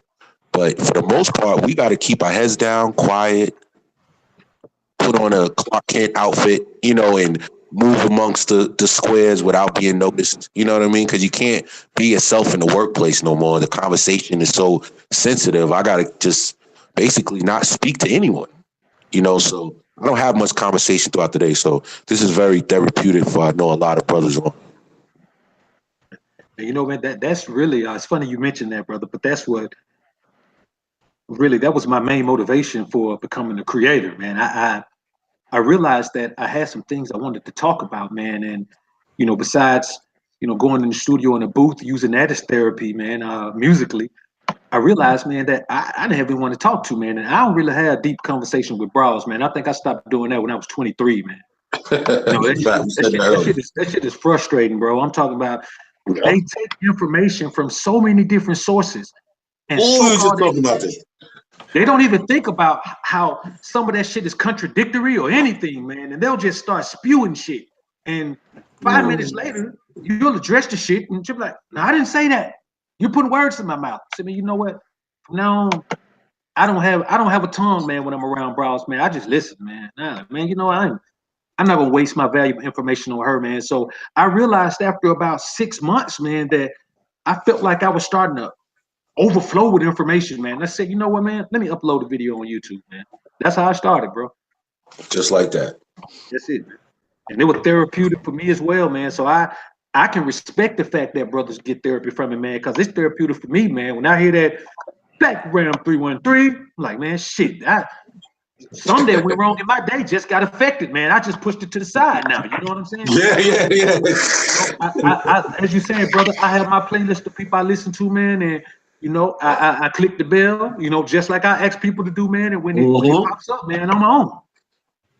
That's a fact. There's most cats I don't. There's my top ones. I don't even probably let 5 minutes go by before I'm on it. You know what I'm saying? And like I said, I remember when Ram had about 2,000. You see what I'm saying? Yeah. So that lets us know that brothers is reaching the masses. And I want it to be the point when the Idmores and the brothers got the same as like Sandman and all them dudes with the 100,000s and, to where it gets to that point, because now we know we really making an effect. But then that's the point where it's going to get dangerous. You see what I'm saying? I was just thinking that. It's going to get dangerous for you. Like, as a black man, it's going to get dangerous. Like, you know, like, we really got to understand, like, on a spiritual realm, what we're dealing with. Like, you know, I don't agree with everything Tommy say, but he does make valid points. And I know he cares about what men go through as far as just the laws and shit like that. But the shit that comes at him, death threats and shit like that, that lets you know what's going on. Like, the people that are uncovering certain things, you get attacked by your own people. You understand? Well, for niggas, the trigger here is not to say shit about nigga hoes. Yeah. I'm gonna do it. Yeah. Because we didn't have no platform forever. I know we said this in ad nauseum. We didn't have a place to speak, you know, for years, for decades. I mean, a lot of the things women put out in the atmosphere, I subconsciously started believing about myself. Talk about it. Like, I believed we weren't shit. We did all these messed up things only because I heard women spewing it through the airwaves all my life. I had to unlearn that shit. Like, black men are the worst fathers, even though every dude I know is an excellent father. Every man I know with kids goes hard. So I'm sitting there and I'm realizing our generation is the one that's making up for the lack thereof in the last one, as far as fathers go. You know what I mean? Even though some of us on child support, some of us are having real issues with the mother, and most men really try to make the family work. Unless it's a chick that you just kind of knocked up. You know, I'm not knocking anybody, it happens. But most of the dudes I know were really trying to make the family work, and the woman sabotaged it. You understand? Because I really believe women have broke men down to 3 needs. I think it's a walking dildo, a sperm donor, entertainment, you know, or I don't know, a ATM, a walking ATM, if I didn't say that already. You know what I mean? So they want you to play all of these roles at different times, if not all at once. You see what I'm saying? So if they get that seed, they can do it. They don't need you anymore. You did your job. You know what I mean? And that's the scary part about having kids nowadays, to me. Yeah, man. That's deep, man. That's deep. And that's why I think the wise, and I understand not the necessity, but the desire to have children, but just being wise to be best to stay away from that. I believe in a minimalist lifestyle, and having as less headache as possible. We have way too many challenges, way too many distractions. And nothing like coming home to an empty house, just you and your thoughts, man. You know, we don't have a utopia, but to a degree, for a certain amount of hours, depending on what you let in your mental space, what you let in your life, you know, your own little personal utopia right there in your home, man. And I think that's very important. I didn't watch it yet, but the Book of Mormon had a video out, I believe you released it today, about not letting women live with you. And I mean, man, you know, you do want that peace. And children and women, they do bring a lot of distraction, destruction, chaos, and all of these things. It's beautiful to be a single man. And we need to embrace that more. Yeah, you want to have a few women on the team and deal with, yeah, but it's beautiful, man. Being a single man and not being enslaved to a marriage contract, to a child support order, to some kind of obligation. Some men develop a sense of pride and dignity out of being used as an ability to be called father, to be called husband, and all of that. But my point is that it doesn't serve you at all. You as a male, it's completely to her benefit. If you a provider, to her benefit. You know, so nothing. If you have children with a woman, that's to her benefit. You know why? Because now she got a leg up on. Not only a leg up, you fulfilling her biological desire, her biological clock, her mating and dating, and her nesting instinct. You don't have a nesting instinct. She does. You fulfill all of that. For what? For what? I highly recommend everybody study Shang Tsung. That's the whole in a nutshell. I think black men just need to adapt, fully adapt to the environment and evolve completely. That's the only thing. I mean, unlearn everything. Everything that you were taught that makes you a man, unlearn that shit, man. You got to evolve. You must evolve. Evolution of what we are going to be as black men, we have to evolve, man. We have to start brand new from here. New rules. Throw the rule book out. Start from here. Write the rules down, and these are the commandments. Right. And I Real mean, talk. the main thing is, man, we can never, as a man, you can never allow a woman or women to define you. A woman don't know shit about being a man. If you've never done something, why would I listen to you tell me how it should be done? It's totally illogical, man. But we find ourselves being influenced by the illogical nature of women when we spend too much time around them, engaging with them intellectually. Because I'm telling you, man, it's the same principle as you can sit in a crack house all day and not be a fiend until you decide to get high with the fiends. And it's the same principle, man. When you're dealing with women, man, besides the basic needs that a woman can provide for you, man, what is the purpose in having any other interaction with them, man? It can only be a detriment to you, brother.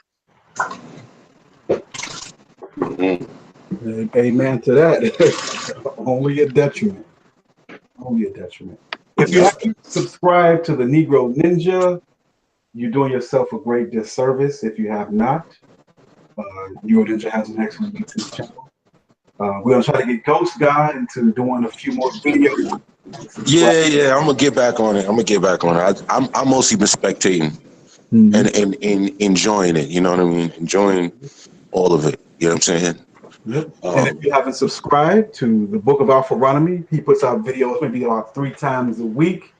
Good name, Alpha Wisdom that he speaks. Check him out.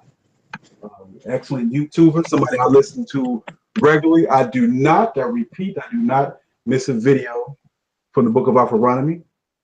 I have missed a few because you put out so many. Like, as soon as he get home from his day, he got a video. But yeah, shout out to everybody on the panel. Yeah, shout out to everybody. And I appreciate all y'all too. And you know, and I don't want to be the guy to say, but I know everybody in here, you know, owes a great debt of thanks to Black Ram for what you've started. You know what I mean? I think you made, in your humble spirit, I know you always say, you know, you doing it. I don't think you really understand who you are to a lot of men. You understand? To a lot of younger brothers. You understand? And the things you put out there and the energy you get back, you deserve, because your voice has got so much information in it and wisdom. It gave me a lot of confidence in knowing that the things I thought I saw, I wasn't crazy. You understand? And that's the worst feeling in the world, to walk through this world and think something's wrong with you because you don't see the world the way they want you to see it. You see it for what it is, and your spirit is telling you something is wrong here. And then to have someone to say, nah, brother, you're not alone. This is why you think this way, because this is what's going on. And I think a lot of brothers can attest to the change in my thought process from the first time I came across it, you know what I mean? And literally going through every video and applying certain things to my life, and certain things I was able to look back and say, damn, I know exactly what he's talking about. You know, the church ones were real sick to me because that was something that was always pushed on us, the church. And when you broke it down, it was like, damn, like, I totally get it. You know, and the black man only has enemies was probably the one. And women are nasty, of course. That's a classic. I think that's the red pill of the century. If you really listen to that one, it'll fuck your head up. But I think the black man only has enemies is the one that really put me in a perspective of understanding what the world is trying, how it sees us, and how important it is for us to have these communions and be amongst each other, speaking truth to power with each other.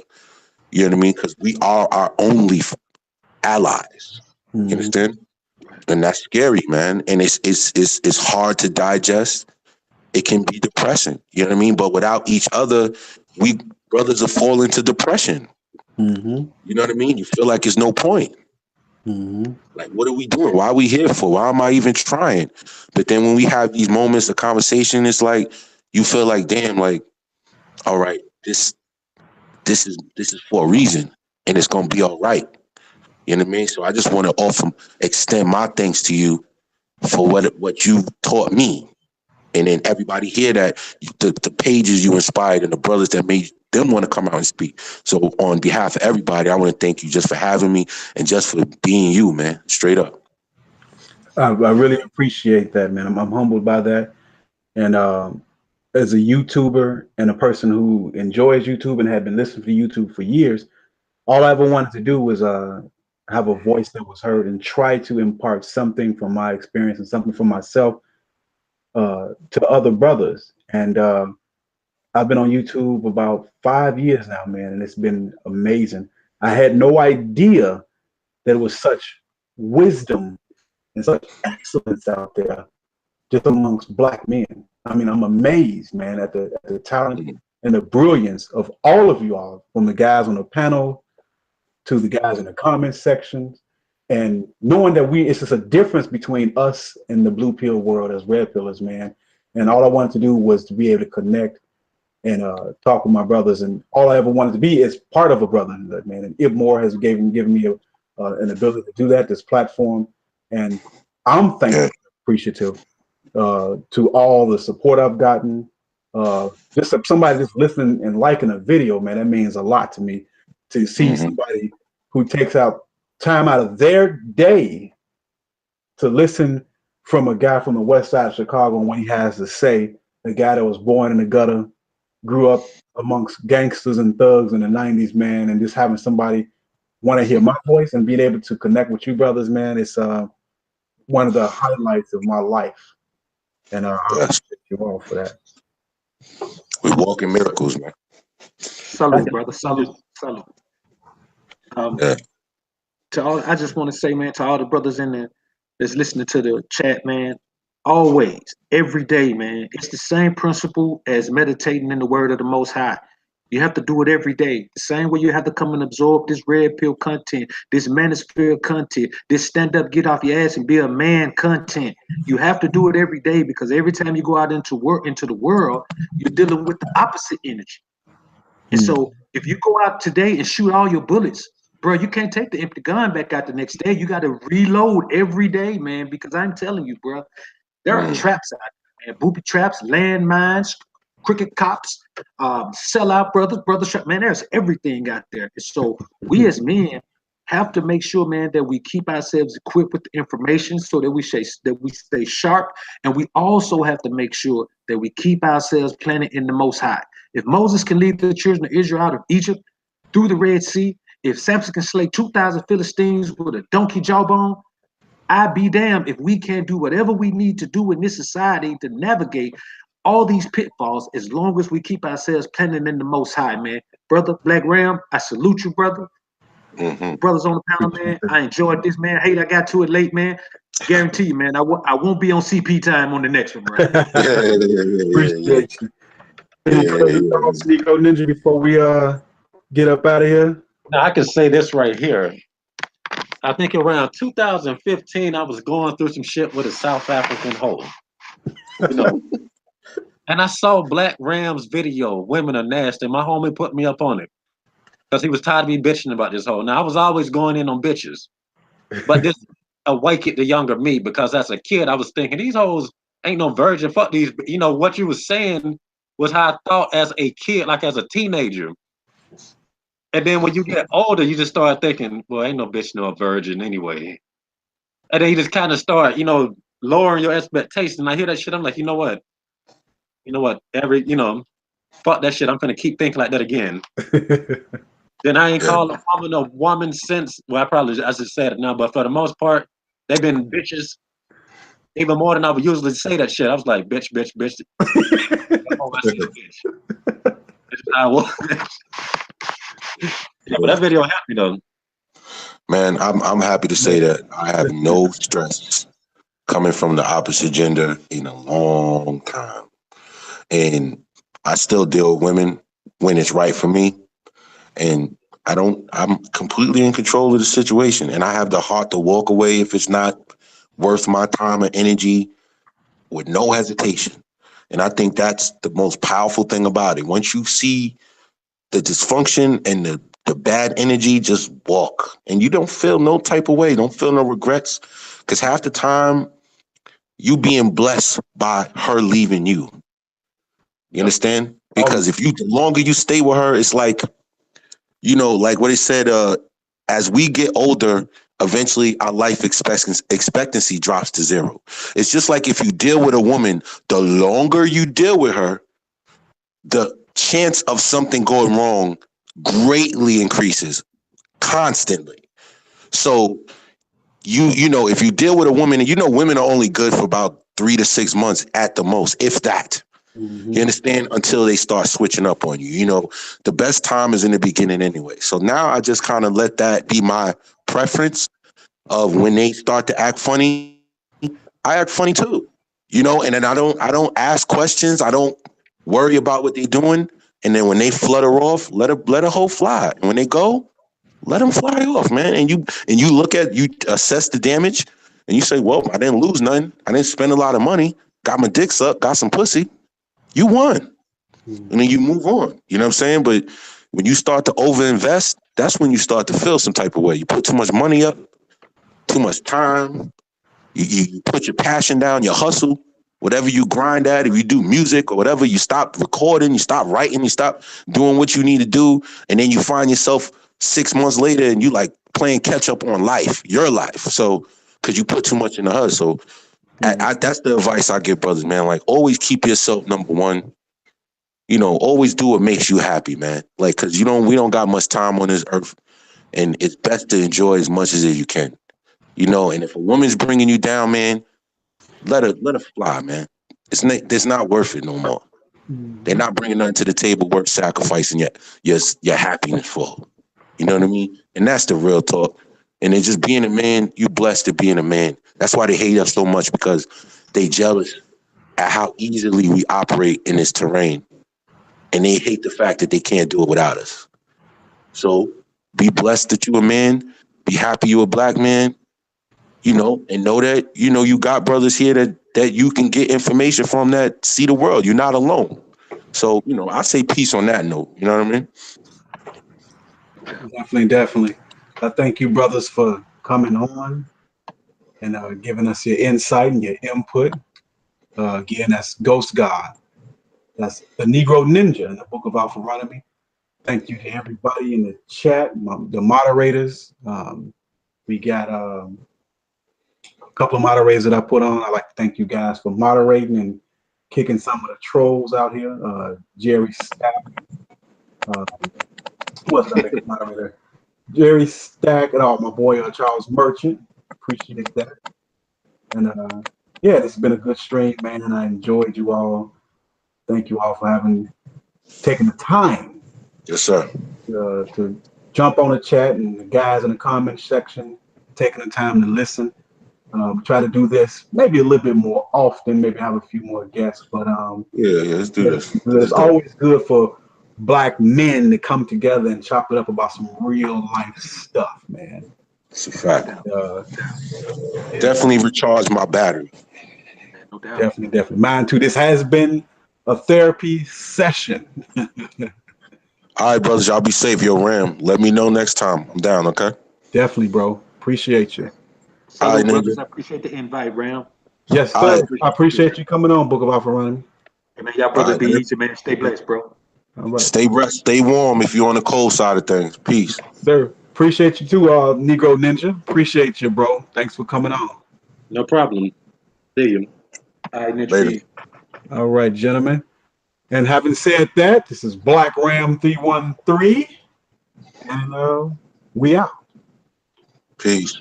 Peace. Nigger out.